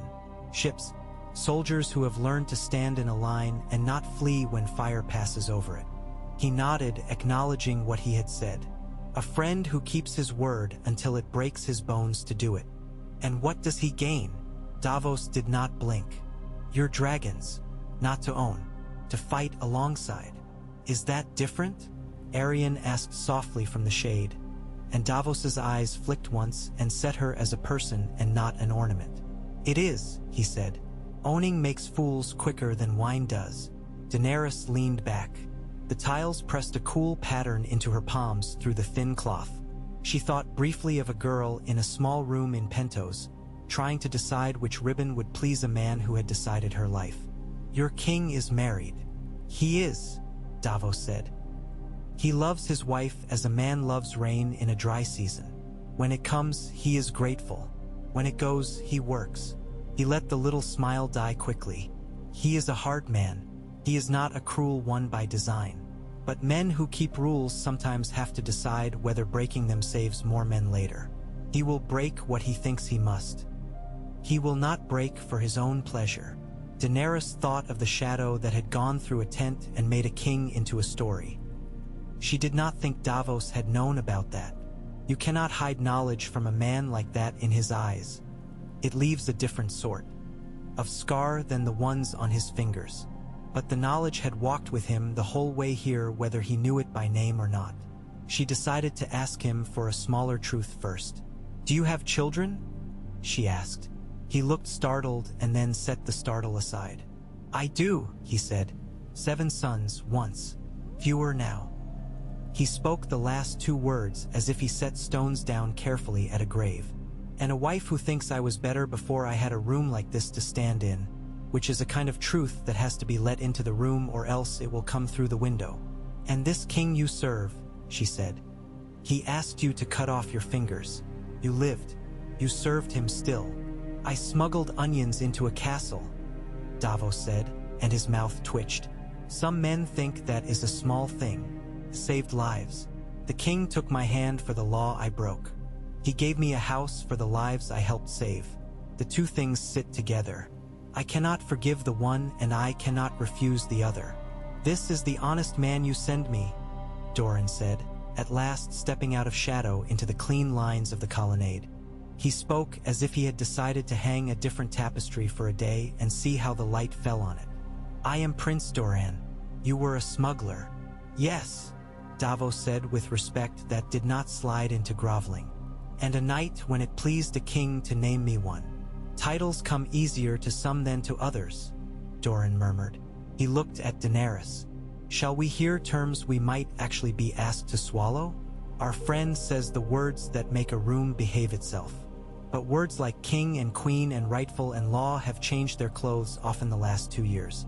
I have learned to ask men to come to the table in their linen and not their armor." "Very well," Davos said quietly. He placed both scarred hands flat on his knees so they could be seen. "My king will not accept any other king in Westeros. He will not wear another man's crown and pretend he is only carrying it for him. He will accept truce in the name of a greater war. He will accept a treaty. He will accept your aid. He will swear to pursue justice against those who killed Elia of Dorne and her children if justice can be found and not only the taste of it." He hesitated. "He will not bend his knee." "Then you are not asking only for courtesy," Oberyn said as he came in with his spear as if it were a cane. He leaned against it and smiled in a way that made the smile a wedge. "You are asking for a woman with a better claim than your king's, by the weight of years as well as fire, to hand you a sword while she stands barehanded behind you." "A sword with 3 heads," Arianne added, and Davos shook his head once. "I am asking for less blood," Davos said. "If I ask for too much with this mouth, you can still decide to give less with yours. I do not think I am the sort of man who frightens a room. If I am, I apologize." "You do not frighten me," Daenerys said. "You remind me of a man who taught me how to hold my seat on a pony and how not to fall off a ship." She felt Yora's breath at her shoulder. "I will not give away my name. I will not let another man hold it for me and decide when I get to use it." She kept her voice level. "But I will speak to this Stannis. Not in his castle. Not in mine. On the sea if need be. Or on a beach come high tide where we will all be wet if we linger. I will hear him say his truth." She looked at Doran. "If my host allows it." Doran considered the water and the sound of children beyond. "Neutral ground," he mused. "Ghost Hill has a beach that leaves men honest. Or there is Salt Shore, where the wind removes the extra words from men's mouths." He inclined his head. "We can make a meeting that will not turn into a murder, if both sides show the same hunger to be seen and not only to be obeyed." Davos exhaled as if he had been holding the promise in his chest. "I will carry that back," he said. "If you will allow me to return with men who know how to keep peace and not only how to break it." "You will be allowed," Areo Hoda said from the doorway, a statement rather than a favor. Davos stood, bowed again, and when he straightened, he looked not at Doran or Oberyn but at Daenerys, as if to place the weight of what he had to say in the pair of hands that would actually lift it. "There is one thing I must tell you," he said. "There is a woman with my king, a priestess of a god who likes fire more than any of us would call decent. She sees things. Men believe her because believing is easier than not when the sea is rough. I do not love her. I do not trust her. She has taken lives that mattered to me in the name of a greater safety. She will want your fire. She will pretend it belongs to her god. It belongs to you." The words settled without ripple, like a coin dropped into a basin of milk. Daenerys inclined her head. "You are a brave man to speak this of your king's counselor," she said. "Or a loyal one, perhaps the same thing in you." "I want to live," Davos said. "I am not ashamed to admit it, but I do not wish to live long if all my living is a lie." He went then, with Areo a half-step behind and Oberyn's smile following him as a man might watch a good dog leave and hope it does not run into wolves. Yora let his shoulders fall, and in the falling she could read all the ways he had prepared to pull her back from a door she had already opened. "You will meet him," he said. "Yes. On the shore. Yes. Neither of you will like what the other says." "No," she agreed, "but I might like how he says it, and that will be a beginning." Arianne came to her later with fruit and the restless pacing of a woman trying to let her blood know who was in charge. "I do not like that priestess," she said. "No one who wears heat like a necklace should be allowed near a man who thinks duty is a god." "You have met her?" "I have met 12 like her," Arianne said. "Men too. They stand near the thing they want and call it holiness until everyone around them forgets the difference between worship and hunger. We will need to put women between you and her who laugh easily and do not burn." "I volunteer." Daenerys smiled despite the heavy future in the room. "You may laugh for me," she said. "I cannot always hear my own laughter without thinking I have stolen it from someone else." Arianne looked at her curiously. "You say things that are true but sound as if you think they are confessions," she observed. "You must stop that. Men will write poems about it and then try to live inside them." That evening, Quentyn found Daenerys in the smaller garden where the oleanders made a wall of patience around the pool. He stood without fidgeting. He had the gift of stillness that some men have when they have known long sun and long waiting. "I have been told," he said, "that Stannis Baratheon does not lie even when lying would be a mercy." He met her eyes. "He will not offer his crown. He will not make you a wife and pretend it is a partnership. He will make you a subject and then say that now you are safe." "Do you think I cannot keep myself safe?" she asked. He did not modestly look down, and he did not translate the question into an easier one. "I think safety is not what you want," he said. "I think you want to be what you are, and I think that is dangerous no matter who stands at your shoulder to say it is not." "Would you stand?" she asked bluntly. "Yes," he said, and then after a moment, because he did not like to pretend he was better than he was, he added, "I would falter, but I would not flee." He did not reach for her. He did not make tender speeches the night wanted to swallow. He stood long enough to be sure he had not mistaken what his mouth had done and then bowed and left, and she let the quiet come back and settle like silt, slow, inevitable. At King's Landing, Tyrion read his copy of Doran's courtesy, neatly worded, damp with patience, and tapped it against his palm while looking at the private door to the Tower of the Hand. The rumors had thickened into cheese. Fireside singers had already made the dragons bigger with every verse. He wanted them smaller for the sake of his sleep. He sent for Bronn because Bronn did not make things larger than they were. He sent for Varys because Varys could tell him where size was being manufactured at a profit. "She will meet with Stannis," Varys said after he had made a little show of listening for footsteps outside. "On a beach. Would you like to put a knife under the sand for one of them to find with his foot?" "I would like," Tyrion said dryly, "to wake up one day and discover that none of the people who could kill me have been given a better weapon than the day before." He sighed. "If Stannis is patient, he is also proud. If she is young, she is also steel. They will leave their meeting carrying the same claims they brought to it." He looked at Bronn. "How is the city?" "Hungry," Bronn said. "Richer men have discovered how to pay less for bread than poorer men and are enjoying the novelty. They'll learn the trick of getting paid to take it soon enough, then we'll really have a city. Your queen is making soldiers out of boys we used to call thieves. The thieves are insulted." "I feel insulted daily," Tyrion said. "Perhaps we can feed the city on that." He rubbed his head. "Send Ser Balon with gifts for Prince Doran. Send him now. Send him with Myrcella's tutors and better lemons than the ones we keep for the poor. Send him with a promise that no harm will come to the girl, which will cost us nothing and might be believed. He paused. And write to Marjorie's grandmother. Ask her whether the Reach intends to spend this season looking at ships or using them. You intend to remind the Tyrells that fire is bad for gardens, Varys said. I intend to remind the Tyrells that being needed is lovely until you notice you've become a tool, Tyrion said. Stannis will need ships. The girl will need bread. King's Landing will need a miracle.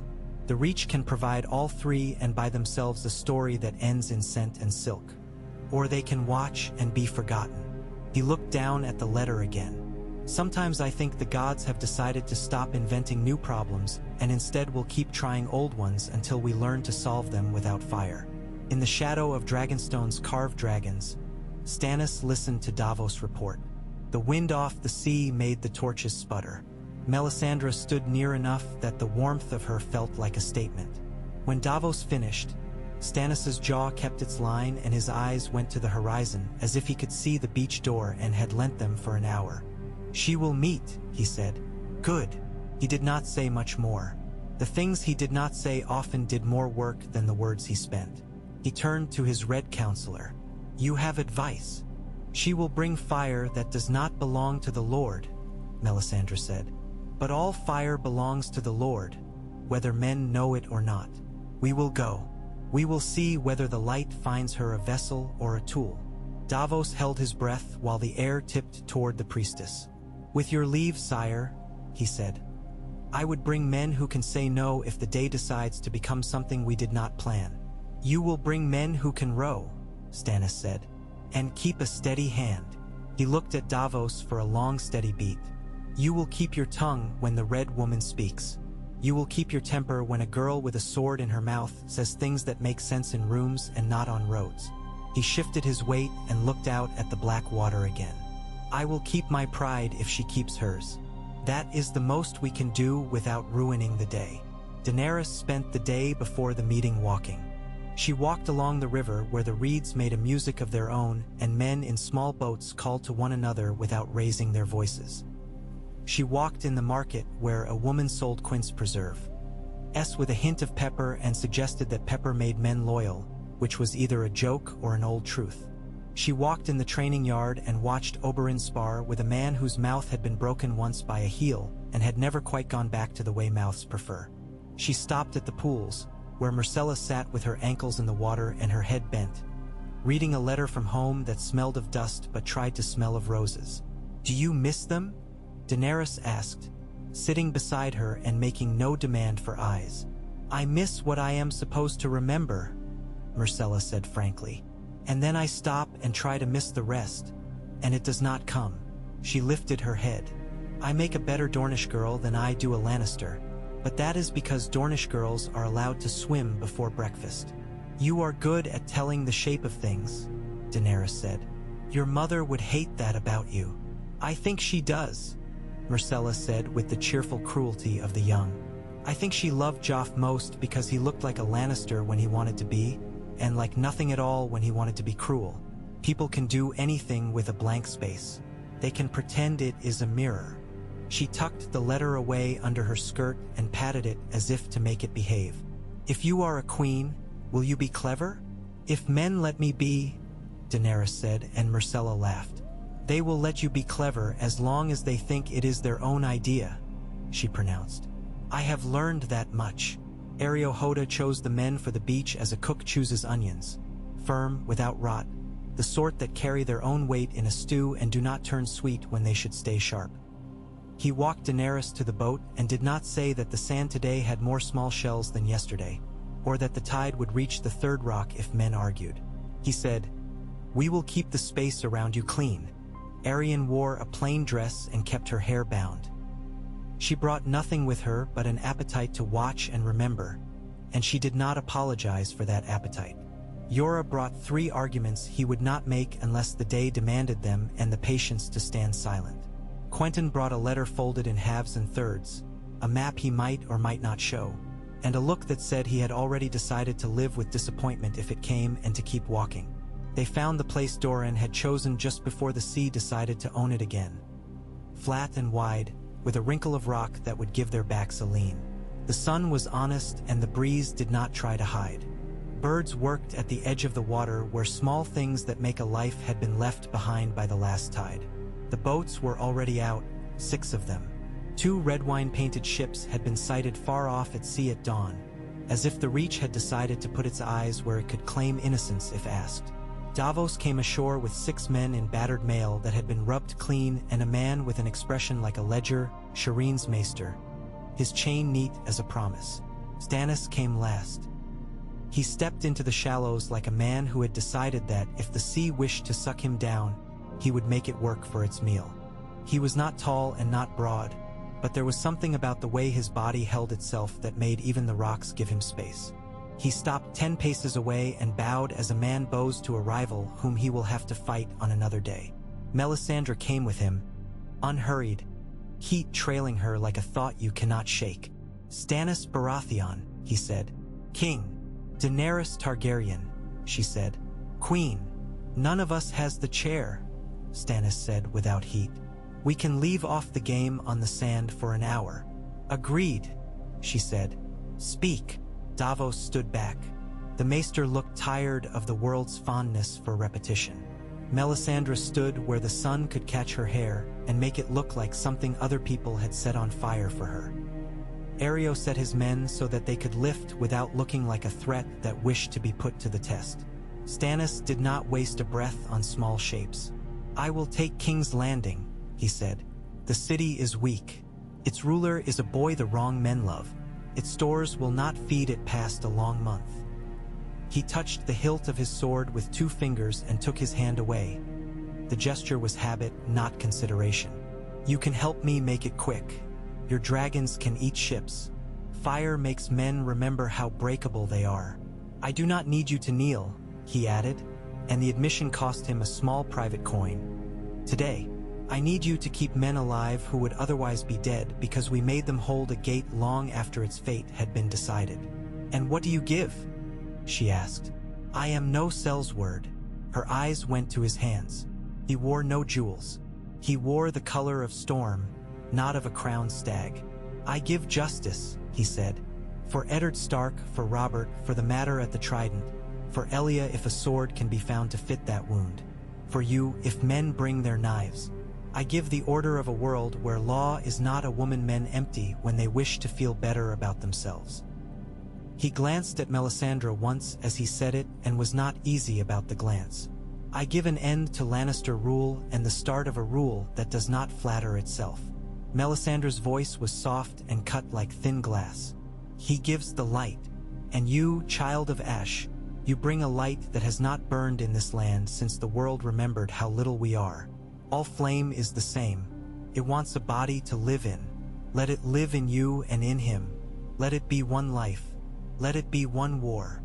"The light I bring has teeth," Daenerys said coolly. "It has wings. It does not belong to a god who asks for burnt meat and calls it prophecy." She gestured with 2 fingers.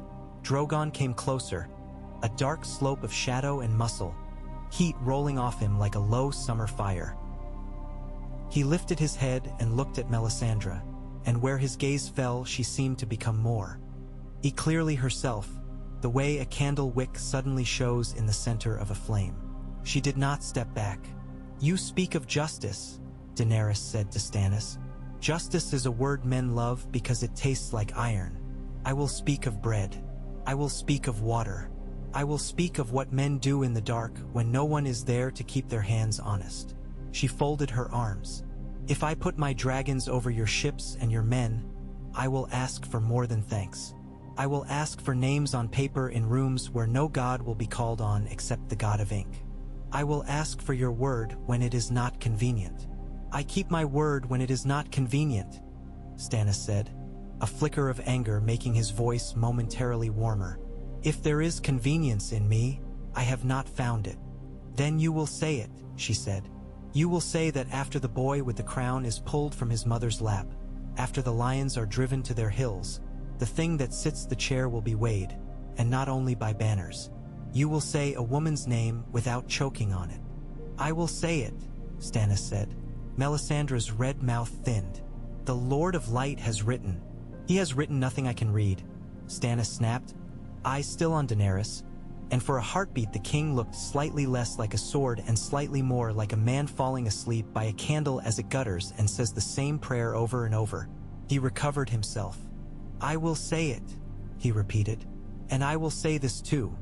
When the city falls, men will die who ought not to. If you can make it less, make it less. If you can't, don't pretend your dragons make a clean flame." "I have never pretended anything was clean," Daenerys said, and felt the roughness of her own voice like a useful stone. "Very well." She breathed, in and out, and the wind shifted, bringing the smell of kelp and old rope. "I will not fight for you. I will fight with you. That is as far as I will go. I will not be named anything that makes my name a lesser name. I will come with Dorne if Dorne chooses to walk. I will bring fire where there must be fire. But after the gates are down, I will enter them as my own person, with my own claims, and if your men lift their hands to place me below you, I will burn their hands."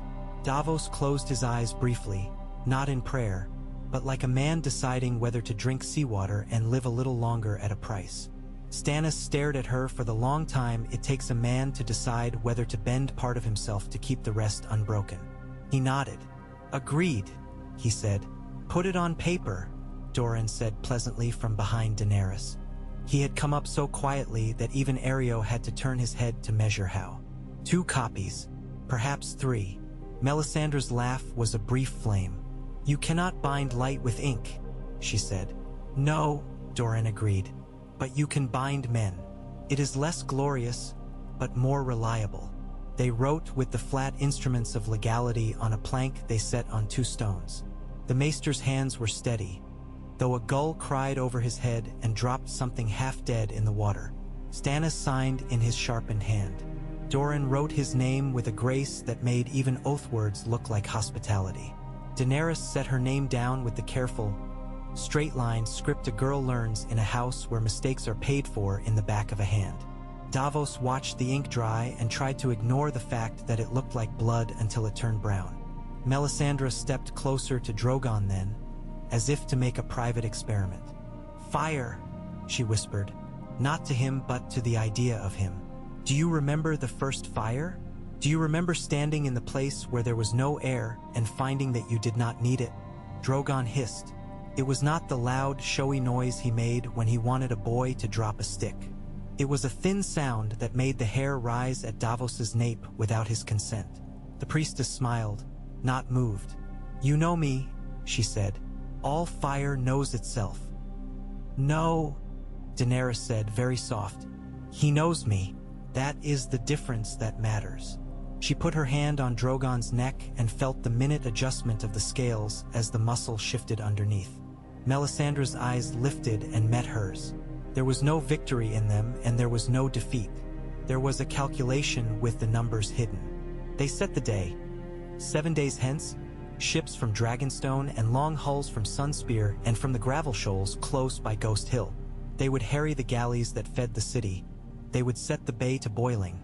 They would pry open doors with oars and fire until men inside those doors told themselves that surrender was the name of their children.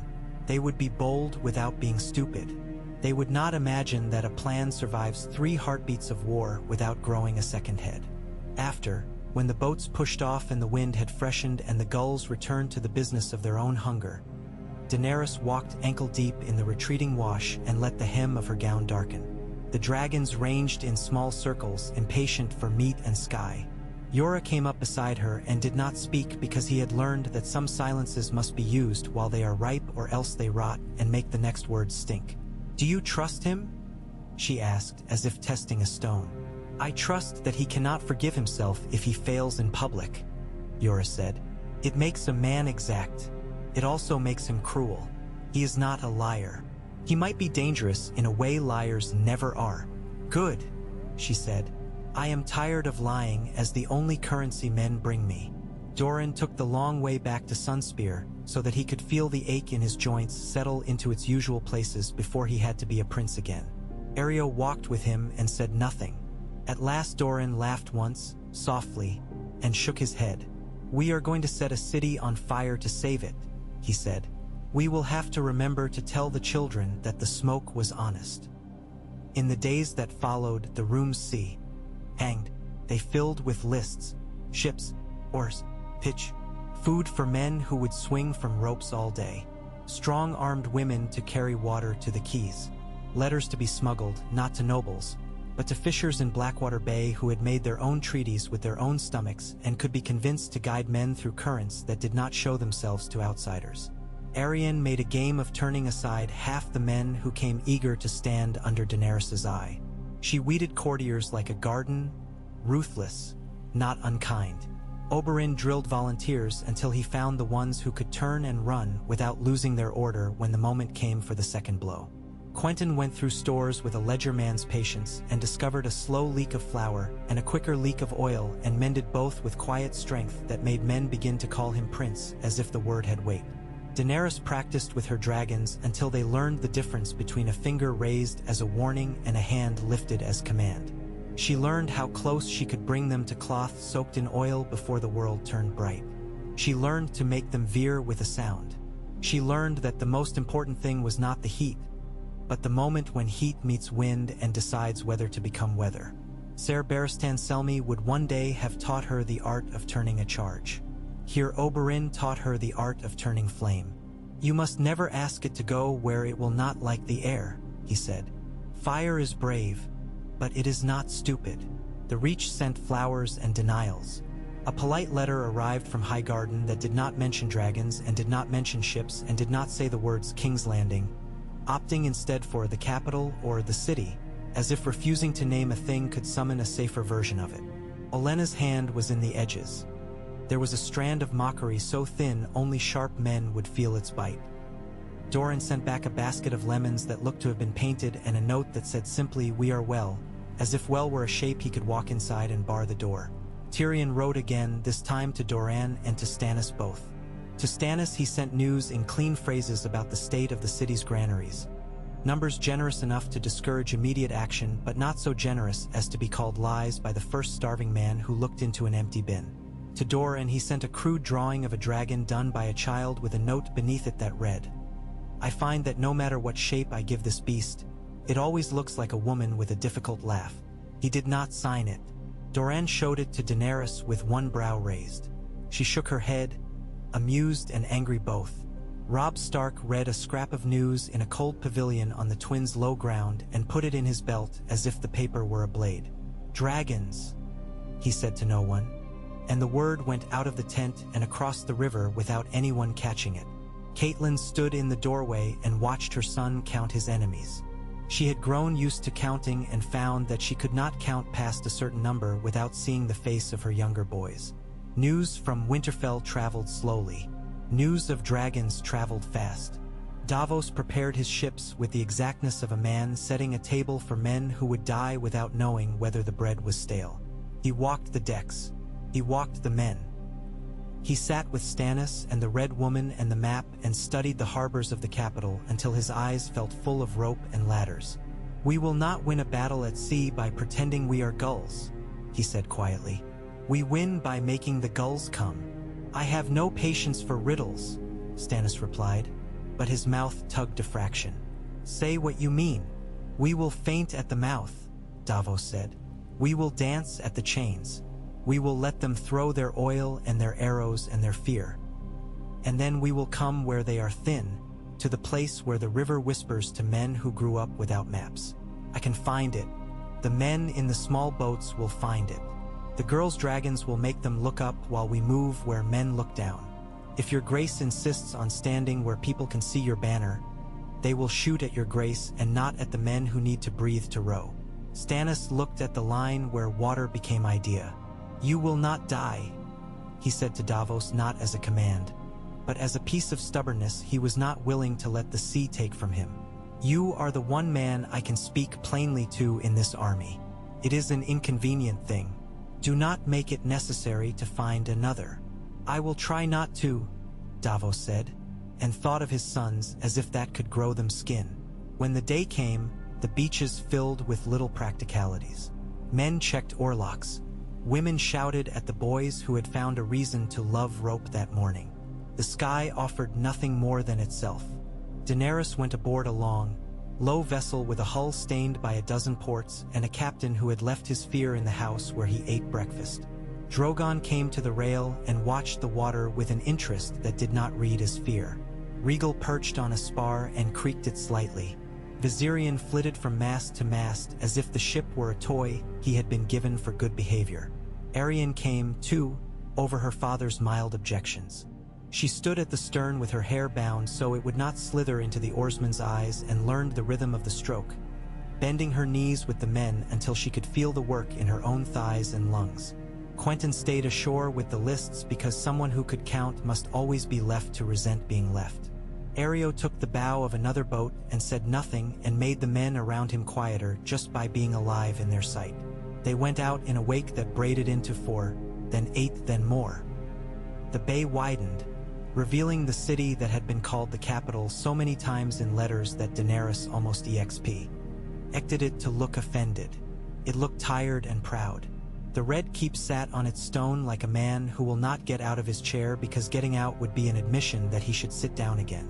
The Blackwater's mouth half closed against them, chained and confident. Galleys waited under the walls, painted pretty and ready to burn in a way that suggests a man who marries a beauty because he thinks it will make him brave. Arrows came first because arrows always come first where men are afraid they will not have time to use their courage later. They rattled against the water and made seams in sails and cut 2 oars cleanly where the wood had been waiting to break. Oil came next from pots tossed by men who had practiced the motion with stone and now found it heavier because the heat made their hands unbelonging to them. A shout rose from a low battery where someone remembered a name. Whether it was Daenerys's or Dragon, no one could tell. The first of Stannis' heavier ships showed itself with a stubbornness that could have been mistaken for slowness by men who had never seen a thing commit to its own work. "Now," Daenerys said quietly to the dragons, and the sound was a rope. Drogon leaped. Rhaegal followed, hungry for the craft of it. Viserion, contrary, made a loop that no one had asked for and then came back, chastened by nothing in particular. The first pass was not fire but wind. The drag of wings, the sudden shift in air that makes flames behave badly.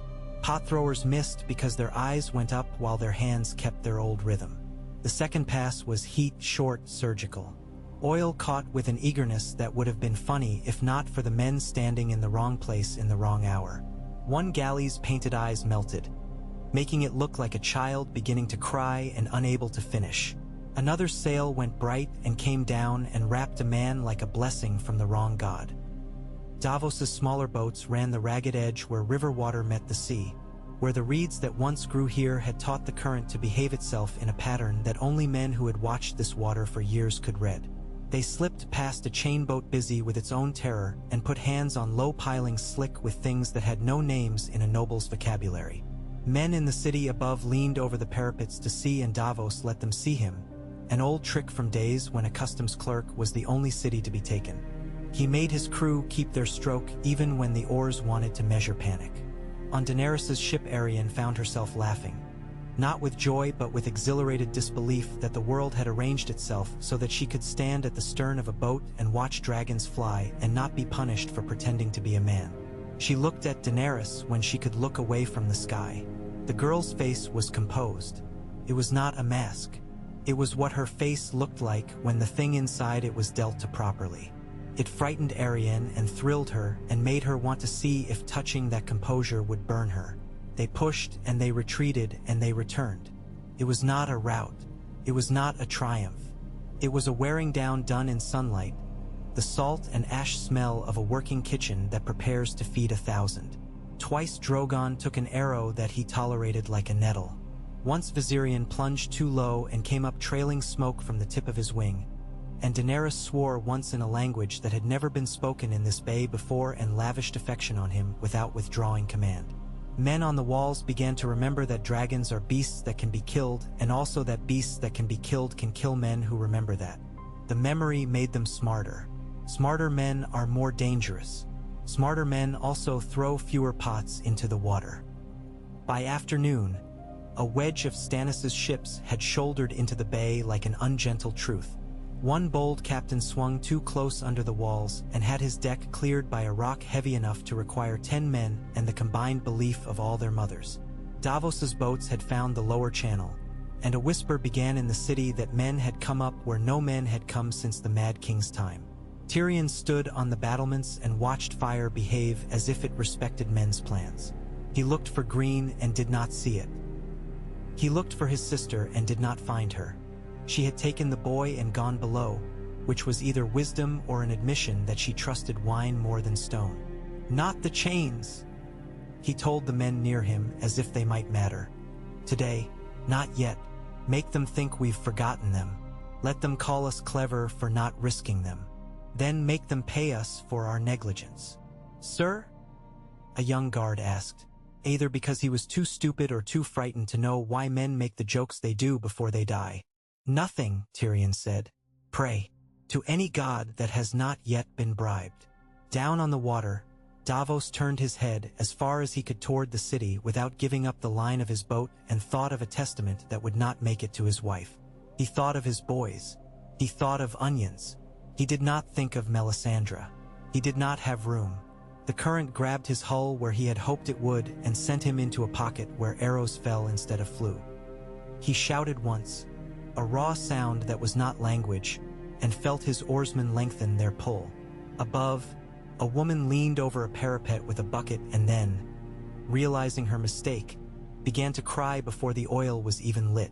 Davos would remember her tears more than the fire. The day did not end with a crash. It ended the way most days end in big things, with a recognition that if they did not stop, they would lose more than they would gain by pretending there was more to gain. Stannis' flagships withdrew to a line that had been chosen while men were still asleep. Dornish boats turned with the current instead of against it and let the water make them look more tired than they were. The city's defenders did not cheer loudly. It is hard to cheer when you have choked on smoke. On the long shore far from the din, men mended, counted, swallowed what food had not turned into paste in the heat, slept in corners, pissed into the sea with a dignity they might not have shown a noble. Daenerys sat with the dragons and picked the broken shafts carefully from where they had stuck, murmuring nonsense to them because nonsense is what all creatures like to hear when they are hurt. Arianne sat with Rhaegal's head in her lap and stroked his brow the way she had once calmed a new colt. Yora went among the wounded with a water skin and a face that remembered other battles and other boys. Stannis stood on a deck and said nothing for a long time. When he spoke, it was to ask Davos for numbers, not poetry. Davos gave him what he could. Melisandre watched the darkness thicken and pretended that it was full of meaning only she had the instruments to measure. She said nothing about a shadow this time. She did not need to. Stannis did not look at her. He watched the city as if he might shame it into lowering its walls with his regard. In Sunspear, Doran sat with his foot on a cushion and considered the taste of ash when it is fresh. Oberyn paced and refused wine not because he was disciplined but because he wanted his mouth ready for anger if it came for a visit. Quentyn wrote a list of barrels and then another list of names of boys who had done a thing worth being given more bread for at dinner. He did not make a list of the dead because that would come with dawn when the names could be checked. He was not sure whether kindness would become him as a prince. He preferred usefulness. He suspected he would be better at it. Daenerys slept for an hour, woke with the taste of salt on her lips and realized it was not from the sea, and rose quietly so as not to wake Arianne sleeping near the ladder with her arm flung over her eyes and her mouth open like an honest child's. She went to the rail and looked toward the city. A glow hung over it, less than a full fire, more than the usual waste of candles. It made the sky look thoughtful. Drogon came and pressed his head into her shoulder as if to remember where he ended. She rested her cheek on his scale and closed her eyes and felt, very briefly, something approaching peace. Morning revealed the sort of mess men make when they have done all they can and have not had time to be ashamed of it. Men dragging the char of a burned boat nearer the shore to salvage planks. The stink of spoiled fish that had been stacked instead of salted. A gull trying to take a man's bread and being batted away by a hand so tender it would have been a caress in another context. Davos came with a message: Stannis would try the chain by dusk. Not because he wanted to but because he had learned that leaving a wall untested makes men invent a trap behind it that might not be there, and men invent better traps than engineers do. Daenerys nodded and sent back a note that said, simply, not yet with fire. Our men are tired of being brave. Let them be clever. Davos read it and showed it to Stannis, who scowled and then, to Davos's astonishment, made a small shrug. Very well, he said. Let us be clever once today. We are due. Tyrion saw the second day coming with a clarity that made his head hurt. He found Podrick and made certain the boy had eaten, which he had not. He found Bronn sharpening a blade and made a joke he did not mean because Bronn does not like men serious without purpose. He found Cersei and did not find her, which is to say he found a door, and behind the door a woman who intended to survive by turning into a statue. He left her there and went to the walls, where he intended to survive by talking until the men around him were too irritated to die. The second day was not so different from the first, except that men knew now the feel of fear's weight, and they carried it more efficiently. The dragons flew higher and came down harder, because Daenerys discovered that a quick heat at the edge of a sail frightens men more than it harms them, and frightened men make mistakes that turn into harm without anyone having to take credit for it. Stannis' ships drove a wedge, then withdrew, then drove again, not with hope of breaking anything but with the hope of making the men on the walls choose stupidity from exhaustion. Davos took a boat up a channel that had not existed yesterday and found it inconveniently shallow and pulled it back with a competence that made the men around him look at him as if it meant they might live. Toward evening, a small thing happened that men later told as a large thing because it was the sort of small thing that bends a story. A boy on a Dorne boat. A boy with hair blonde as old straw and a smile that had not yet learned to be sly, tripped on the coil of a line and went over the side. He surfaced once, astonished, and came up under the oars. The boat could not stop. It could not, or they would have lost half their speed and 3 men would have died for one. The boy's mouth opened once and closed. Daenerys saw him and the distance and saw she could not reach him. She shouted, a word that meant nothing. Drogon folded himself with an abruptness that was ugly and went at the water like a knife. The wake hit his face. He hated it. He breasted it and came up under the boy's flailing arm and lifted with a motion that was not graceful, not clever, but patient. The boy made a sound like a torn sail and clutched at a horn. Drogon sculled awkwardly with one wing. The whole thing took 5 heartbeats, and 2 of them were the sort that rearrange what men believe is possible. By nightfall, the city had not fallen. Stannis had not been pushed back to the point where he had to pretend the day had been a victory to keep his men from becoming clever on their own and returning home. Daenerys counted her dead, and found that she did not know their names yet and that they were no less dead for it. She told herself she would learn. She told herself so convincingly she almost believed it. On the 3rd day, the wind shifted in a way that made even men who had never cared for wind feel the change. It came warm and steady from the sea, and the sails above the city's galleys bellied out with a confidence that had been lacking. Tyrion stood and sniffed the air and thought he could smell something he had not smelled since he was a boy in a story about the Mad King. An old, oily metal tang that turned his tongue into a thing that wanted water. He turned very slowly and looked at the mouths of alleys and thought of casks and men with orders and a plan that required no more from the city's rulers than a willingness to make the city survivable by making it a place no one wished to live in for a day. He started to run. He did not know where he was running to. He did not know which words needed to be said first to keep the thing from becoming the last words any of them would say. Varys was already moving in that peculiar crabwise way he had when urgency was reduced to its efficient minimum. They met briefly by a stare and did not exchange pleasantries. If it is, Varys said without naming it, we will be fortunate if it kills enough of us to be called mercy. If it is, Tyrion said, I will travel north and join the Night's Watch because I will be tired of heat. They did not reach the place where barrels had been floated. They did not have to.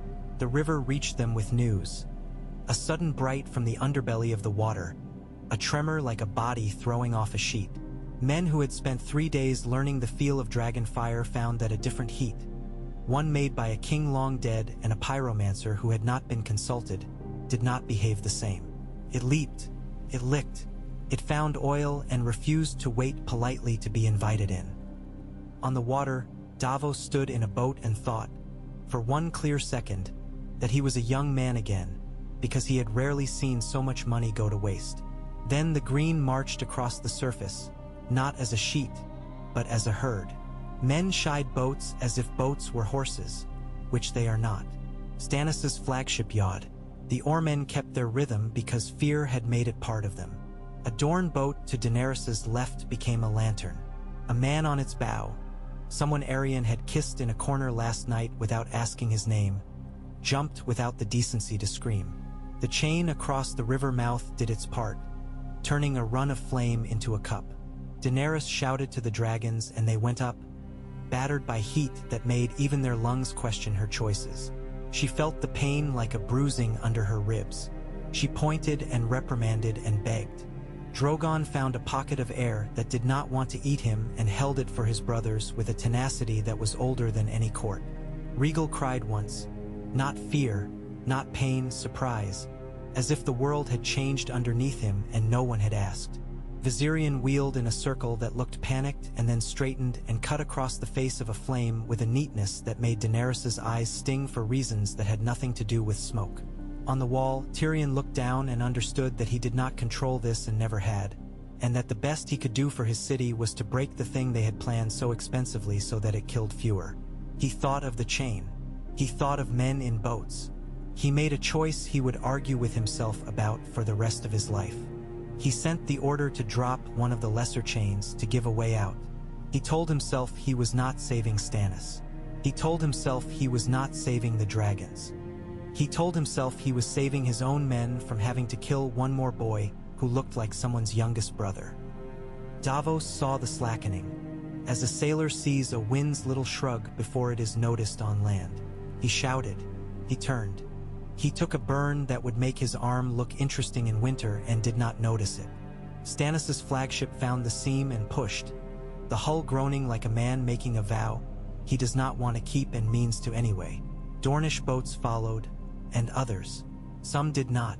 They knocked against the lowered chain like cattle that will not take a gate when they have learned to fear the field beyond. Daenerys hovered her dragons and watched men burn, and she wanted to stop the world with a hand and did not. She did what she could. Seared a rope that would have let a burning sail fall on 3 men not yet dead. Shouted at men to duck, who ducked because the voice was a queen's or because they fancied themselves dogs. Sent her dragons high where the heat thinned and then back down in a rhythm that would be a lullaby to nightmares later. By the time the green grew bored and went to sleep in patches, and men had killed all the flame they could kill with blankets and skins and curses, the bay was changed. It stank. It had grown new islands, wreckage and corpses that made shapes and then unmade them as the current toyed. Stannis' ships lay off, shaken but in a line that suggested they would return in an hour if they were 5 men fewer and an hour and a half if they were 10. The city had smoke for a crown. At sunset the gulls came and were greedy and sad in the way only birds can be. That night, neither side slept properly. On Daenerys' deck, men told stories with their hands of where the flame had come up under their oars and how it had laughed. Arryn vomited once and then rinsed her mouth and swore she would never eat pepper again. Jorah sat with his back to a mast and fell asleep in 10 heartbeats and woke in 9. Daenerys went to the dragons and sniffed their mouths and kissed the corners of their eyes and told them they were not to go near green water again until she said so, as if they were boys and not kings in waiting. On the walls, Tyrion drank water, as if it were a delicacy, and thought of plans to be ashamed of and plans to be proud of, and discovered that after a day like this the pride sat like a bone in the throat and the shame slid down more easily. Cersei had the boy brought to her bed and held him as if he were holding her up. Varys wrote a small, neat note to Doran that said, "I did not do this. I do not know who did. If you say it was me, I will forgive you, but I will not forget." In a small room at Dragonstone, Melisandre warmed her hands by a brazier and watched the coal. She saw in it something like a mouth shaping a name and said the name quietly and kept it. Stannis sat at a map table and arranged stones and knew that the stones did not care about the men they represented and the men did not care about the stones' indifference. He looked to Davos for a word. Davos said, "We live." And Stannis nodded as if Davos had set down in 2 syllables all the poetry the day deserved. Another day. Daenerys went back to the bay as if returning to a difficult conversation she could not afford to avoid. The dragons were good today. They listened and they learned, and they made her remember that what she commanded was not magic but practice. The men were weary. Weary men sometimes are brave without being clever and clever without being brave. She kept them doing careful things. She kept them from victories that would have cost a treasure she did not have to spend. By afternoon, the city seemed to sigh. You could feel a whole place do that if you had been in enough rooms with many people and learned to listen to the joint breath. Stannis's ships eased closer, then turned out again. Davos found a fisherman under a jetty and paid him 3 small coins to show him where the planks had been patched since the last flood and where the current would tear them off first if asked nicely. A herald on the wall shouted something about parley and was ignored by men who had no mouth left for parley. News spread inland from the bay, turning into other things as it went. In Old Town, a novice ran his finger under the line of a book that had been written when dragons were not stories and told himself there was time to finish the chapter before he went to fetch his master. In Highgarden, Marjorie listened with her head bent as her grandmother flicked crumbs at the cats and counted ships on a tablecloth. In Riverrun, a woman with red hair put her head down on her knees and let herself weep because it had occurred to her that if dragons existed again, possibly so did anything, including her boys.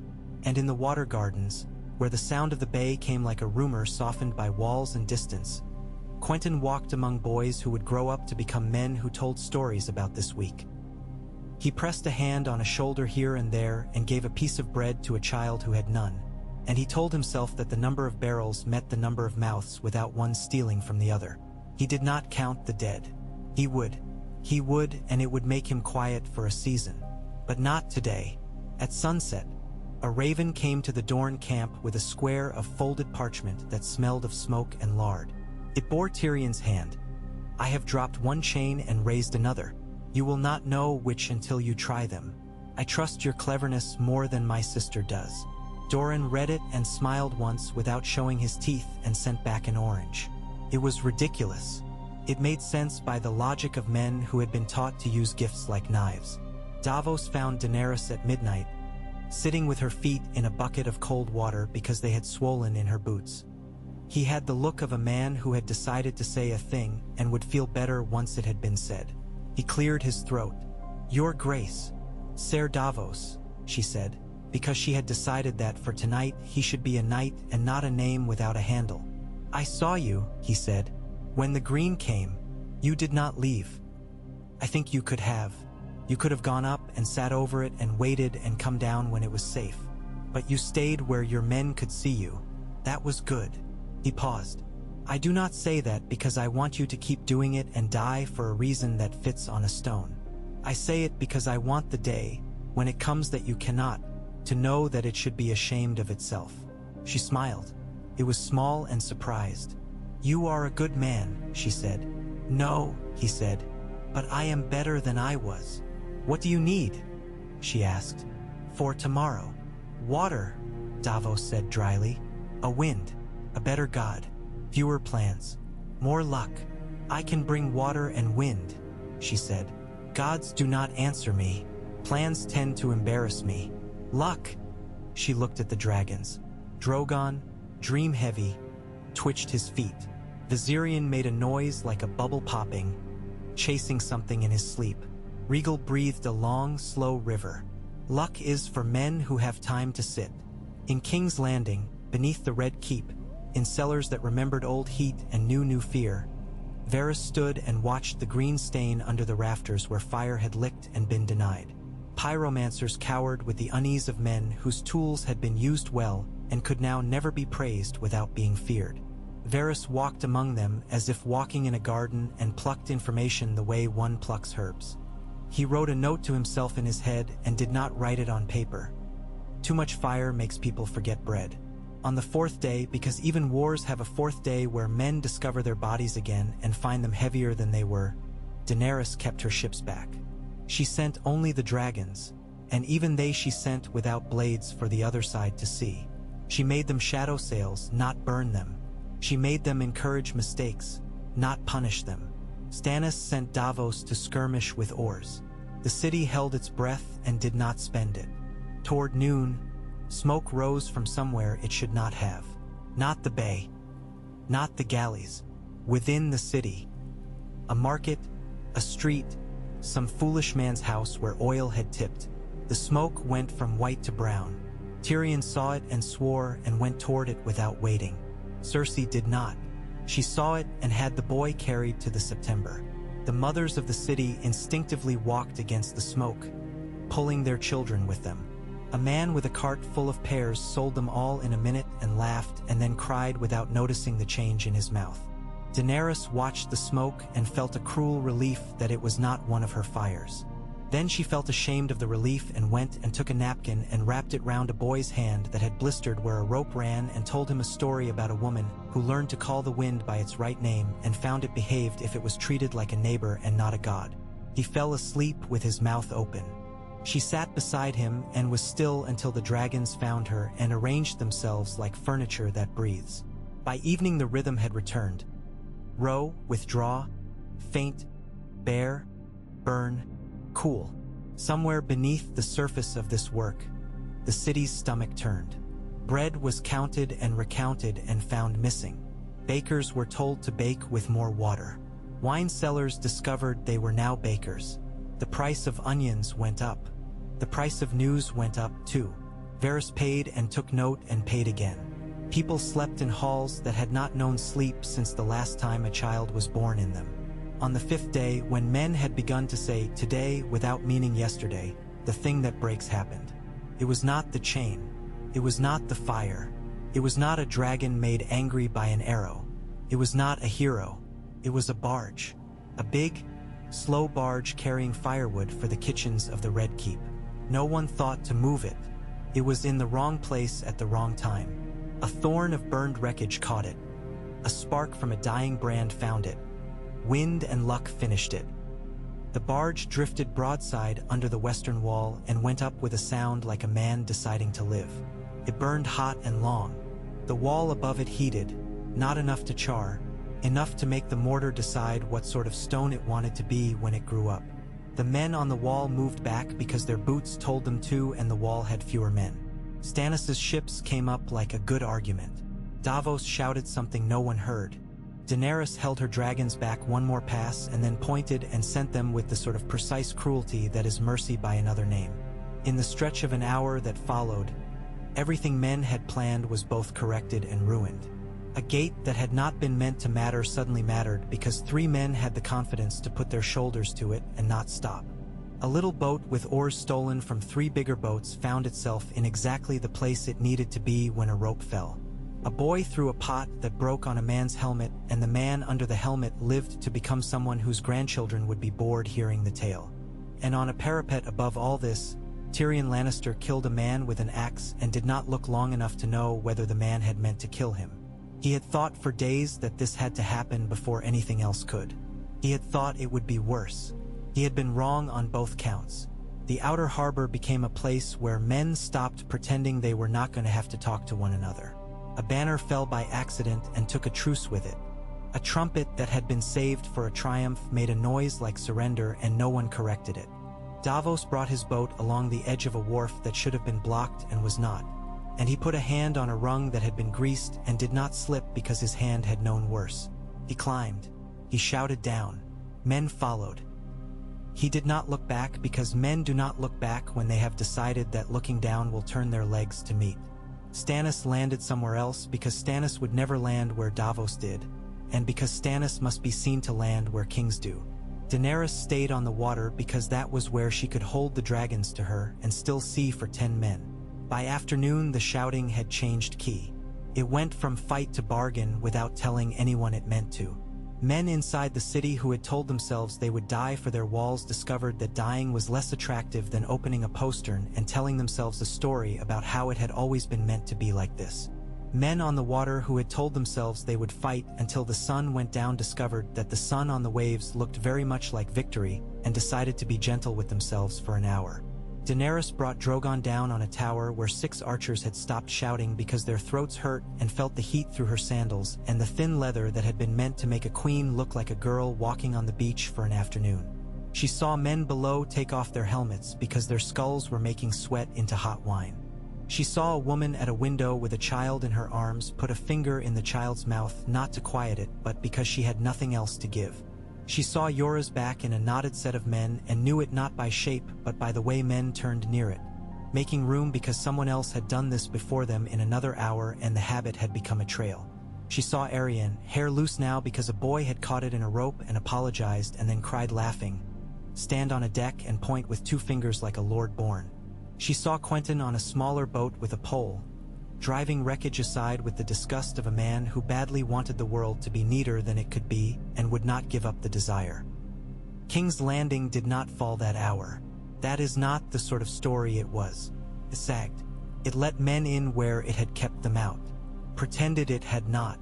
It took Stannis's flag into its mouth and did not swallow, but it tasted the cloth and learned more from the taste than it had from 100 sermons. It learned the flavor of patience. It learned that a dragon's shadow is different from a man's and that different is not always worse. Night found Daenerys on a roof in the city she had promised herself she would not enter as anything but herself. She had not yet stepped through a gate. She stood above one. The dragons settled around her like warm punctuation. The city spoke with 100 tongues, most of them complaining, some of them relieved. Bells made small noises as if they were embarrassed. A woman sang somewhere in a courtyard because singing is sometimes the only thing keeping the throat from becoming a cry. A man vomited in an alley and promised a god he would never drink again if the god would let him live until morning. The god made no reply. The morning stitched itself whether God spoke or not. She did not sleep. In the hour before dawn she went down, not into the capital proper, but into the long mazes of rope and stone where the harbor makes its own city. Men looked at her as men look at a rumor made flesh. She looked back and gave them bread when she had it and water when she did not. She gave them nothing they could not use. She did not give promises to anyone but herself that she could keep. Yora walked at her shoulder, annoyed and protective both. Arian followed, her hands busy, her face bright with a fury that had nothing to do with temper and everything to do with the presence of a thing she wanted and was not sure she should have. Stannis came by noon, carried not by men but by the momentum of his own reputation. He looked like a man who had stayed awake for a week because the bed was a lie. He found her not because he was looking, but because men around her made space for him without thinking. He stopped and nodded, a head full of failures and victories making the same angle. "We have done what we can do with fire," he said. "Now we will do the rest with lists." "I like lists," she said, surprising him. "They do not flatter you." "No," he said, "they do not." He glanced up at Drogon where the dragon lay like a hill no one had noticed during the day and now could not ignore. "Your creatures have made this smaller. They have made it real," she said. "Stories break men. Real things can be fed." He grunted. It might have been an agreement. It might have been the acknowledgement of a new set of problems. He looked toward the hill where the Red Keep sat and made himself smile. It sat like a scar that would not heal. "Tomorrow," he said, "we will ask the city to admit what it has already done." He scratched at his jaw. "If you see Tyrion Lannister, tell him I would rather fight him in a room than on a wall." "I will tell him," she said. "What will you tell me?" A familiar weary voice asked behind them, and Tyrion stepped into the little square of shade as if it had been called up for him. His face was blackened, not with ash, but with the kind of dust that lives in old mortar and is released only when men rearrange it. He had a cut that would make his scar longer when it healed. He carried a flagon that might have held wine once and held water now. He raised it to Stannis and took a swallow before offering it, a courtesy he would not have shown another man in another hour. "My city is tired. It will listen to whoever offers it the best pillow. If you fight me in a room, you had better bring bread with your arguments." "I will bring deeds," Stannis said. "Bread follows. Bread precedes," Tyrion corrected, tired but unwilling to give away the point. "If we are to share this city for a fortnight, we will have to learn which words go first." He looked at Daenerys. "Your dragons did what men have been promising theirs would do to me since I was a child. They turned me into a pyro's dream without setting me alight. I am grateful in a way I will be able to make sharper later when I have slept. They can do more, she said. They can do worse. I will make them do neither if I can help it. And if you cannot? He asked, as if testing a beam. Then I will be honest, she said. Men survive better on that diet than on flattery. Tyrion chuckled and winced at the same time. The wound pulled. I will bring you to the hands solar, he said, as if he were speaking of another man and had to remind himself he was that man. It is less hand and more foot at present, but it has chairs and a map and a shelf of books that were singed around the edges under Ares and can therefore be called vintage. Stannis looked at the hill again and at the sleeping city and made a calculation. Tomorrow, he said to Tyrion, I have men who can only count to 1 today. To Daenerys he added, I will have a document drawn up. He cannot help himself. He must always return to ink. Comforts him. I will read it, she said. The next day wasn't the first day of peace. It looked like it from certain angles. Fewer arrows, more bread. But peace wears the same clothes as fatigue if you are not careful. And men gave to one and praised themselves for the other. The chain was lowered. Boats came in that had been told not to for 3 days and found no one with the energy to turn them away. Women crawled out of cellars and found their husbands arguing about whose story of last night was truer. Children ran because children always run when the ground has not killed them recently. The dragons slept long and well and woke hungry and uncooperative, like boys after their first battle. Stannis and Tyrion met in a room that had been used by 3 hands and smelled faintly of wax and of sour wine spilled by a man whose hands shook when he poured anything for himself. Daenerys came without retinue, only Yora and Areo and Arion, who made herself into a piece of furniture when men exercised ownership over tables and then stood and found they had been sitting on a woman's patience. Papers W. Airset. Words were said. Stannis insisted on phrases. Tyrion corrected 2 that would have made men in shops laugh out loud. Daenerys removed a line that made her dragons sound like servants. A compromise was found that said nothing that could not be unsaid later, and everything that must be decided now. A messenger came from the Red Keep with a pinched face and delivered himself of a message to everyone all at once. The Queen Mother had taken the boy to the Sept and would not come out until the city was safe. Tyrion rubbed his face and swore while Stannis looked like a man who had found a rat under his bed and did not wish to wrestle with it. Daenerys said nothing because she did not yet know what it would cost to go into that house and pull a mother and a child out by their arms and call it mercy. She went instead to the kitchens that fed the palace and the adjoining streets. She found women who had learned to stretch flour with water and then with air and finally with lies. She made the lies more honest. She sent Quentyn with a list to men who could procure fat without setting a schooner on fire. She sent Arianne to speak to women who had given birth within the last week wherever they had done it and to find out what they needed besides the usual speeches about how brave they were. She sent Yora to walk the worst alleys and find out which men would take whatever coin was offered to keep other men from stealing the loaves on their way to older mouths. In the late afternoon, she found herself in a small courtyard with a pear tree and no pears and a bench that had survived 2 kings. She sat. A woman came in and sat beside her without asking. She was plainly dressed, tired in a way that could not be mended with a nap. She looked at the dragons with a degree of disinterest that could only come from having had all of her interest used up by other emergencies. Are they real? She asked. Yes, Daenerys said. Good, the woman said. If we are to suffer for tales, we might as well have something to show the children. She stood. Do not make us practice being poor for much longer, she added. We are good at it already. It does not need practice. Then she left, and Daenerys sat with that sentence until the sun on the tile was a sound rather than a light. By night, the Sept was still shut. Stannis sent a message. He would not break faith the first night. He would not take a place with a sword where a boy was praying with his mother because it would make him king faster. Tyrion sent 6 letters and 1 knife of a note that said simply, If you make me come and get you, I will bring bread and call it violence. Cersei returned no answer and the city slept in a pattern that made maps look like lies. On the 6th morning, the doors opened because they had to. Cersei came out with the boy. She had found a way to look like a queen again, which was a sort of victory even if it was made of mirrors. Joffrey's face was white around the mouth. Righteous. He made a gesture at the crowd that had learned, over the last week, that it could be made to love without understanding and to hate without producing results. He declared victory in a voice that cracked once and blamed it on smoke. Stannis stood in the square and did not applaud. Daenerys did not either. Tyrion clapped twice to mark the spot where a longer applause would have been and stopped, satisfied that men would either be foolish enough to continue without him or sensible enough to leave it. Later, in the room with maps, Stannis put his finger on a line and dragged it like a man moving furniture.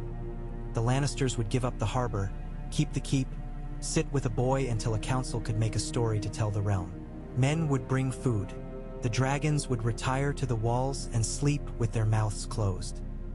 Dorne would walk through the city like men who had been invited, not like men who had decided the city belonged to them by virtue of being able to take it.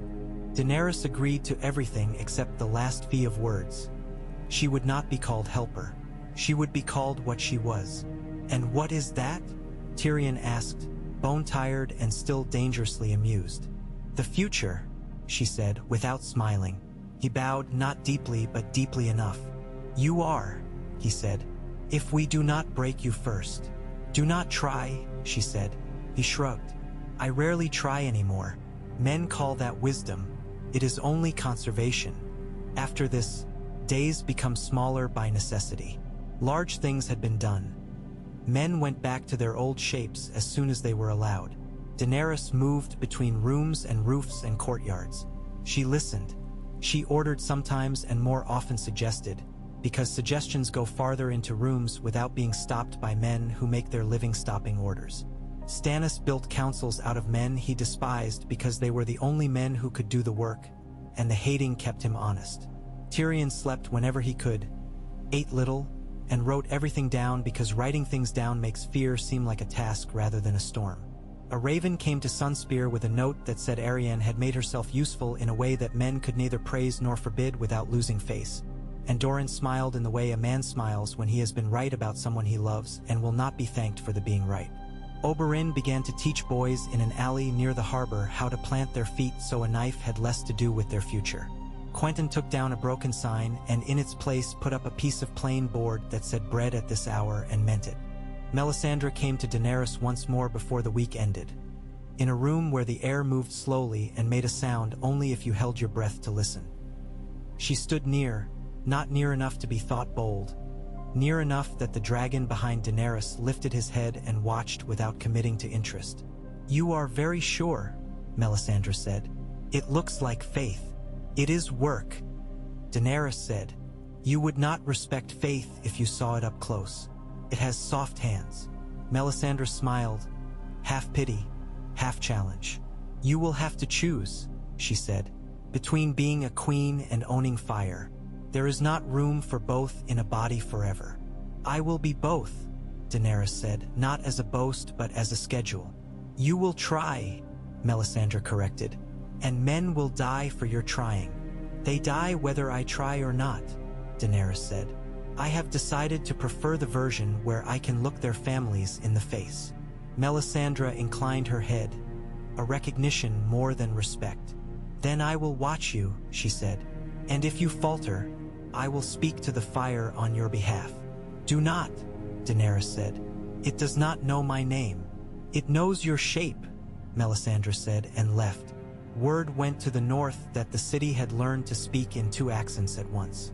It reached Robb and did not fall. He put it down beside other news and did not let it climb on top and make itself a crown. It reached Balon Greyjoy, who laughed until his daughter left the room so as not to roll her eyes in front of men.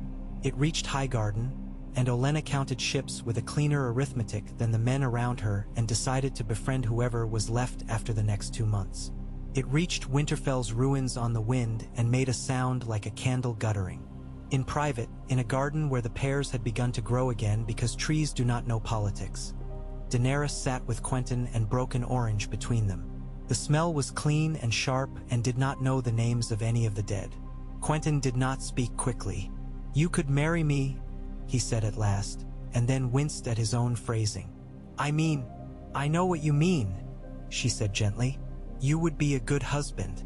You would not make me smaller. You would not try. You would do the work and you would not demand a song about it. He looked at the orange. Will you? He asked, and she felt the courage in the question, which was not least. Not now, she said. If I take a husband, it will be when the taking does not become the only story men want to tell about me for a year. When I can stand beside a man and not be asked for proof that I can stand alone. She put half the orange in his hand. Do not be insulted.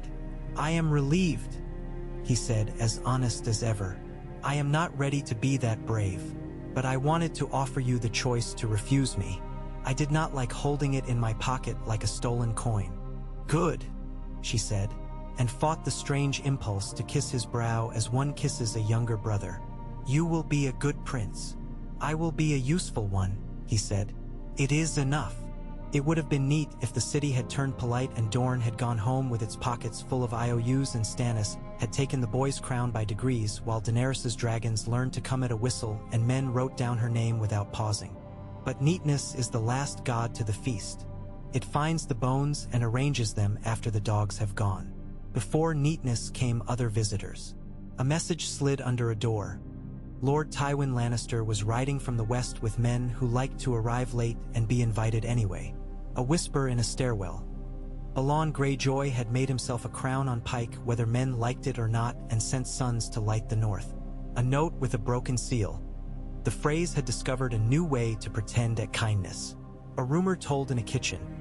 A man with no shadow had been seen on a parapet at Dragonstone when the moon was thin. A child in the market pointed at the dragon in the sky and said a word that sounded like snow, though no one around him understood. Daenerys stood at the window of a borrowed room in a borrowed city and watched men repair a wall that had not quite fallen and wondered if all rulership was a form of carpentry done while the house is on fire. Drogon's tail thumped once on the tiles. She thought of all the hands she would need and of how many of them were attached to men who would require her to be grateful loudly and often, and she breathed in and out and let the problem arrive fully without trying to make it small. She turned, and for a moment the room contained only her and the dragons and a promise written in ink that would need to be read and read until the men who had signed it believed they had invented it. The morning after that, she went to the square where people still came to tell their grievances because they had not yet learned that new rulers require a new queue. She took them one at a time. A man who had lost a cart demanded a cart. A woman who had lost a husband demanded a body. A boy who had lost a dog demanded a dragon. She gave one a voucher for wood, one a promise to help dig where the rubble was not yet cleared, one an orange and a whole minute of her time and a carefully directed lie about why dragons prefer goats. She watched the faces that watched her. She made herself breathe like a person and not like a queen. When Stannis came to her that afternoon, he stood in the doorway as if he might outstare the threshold. Tywin marches, he said. He will not like sharing. No, she said. He will not. She waited. I will meet him, Stannis said, outside, where he can persuade himself that the city has not been stolen from him while he was washing. You can bring your beasts, or you can bring your name. Choose. Both, she said. We will need both. He nodded. You will stand to my left, he said, and it was not a command so much as a man speaking the truth of where the light fell best. To your left, she said, but not behind. No, he said, not behind. She stepped closer and looked up at him and saw a man who had been told his whole life to wait and had discovered that waiting was not rewarded, only extended. Do not burn the city to keep it, she told him. I do not care whose God tells you it will be glorious. He made a shape with his mouth that might have been intended as a smile if smiles had not felt to him like a confession. I am tired of glory, he said. It eats badly and leaves messes. Good, she said. The last thing she did that day before the business of men took over again was go to the roof with the dragons and stand and let them lean into her sides and chest until she felt bruised by love. She put her forehead to Drogon's beak and closed her eyes and said nothing. The city moved below. The sea breathed. The wind wrote in a hand too wide for any man to read. She did not wait for it to tell her how her story ended. She opened her eyes and went down the stairs.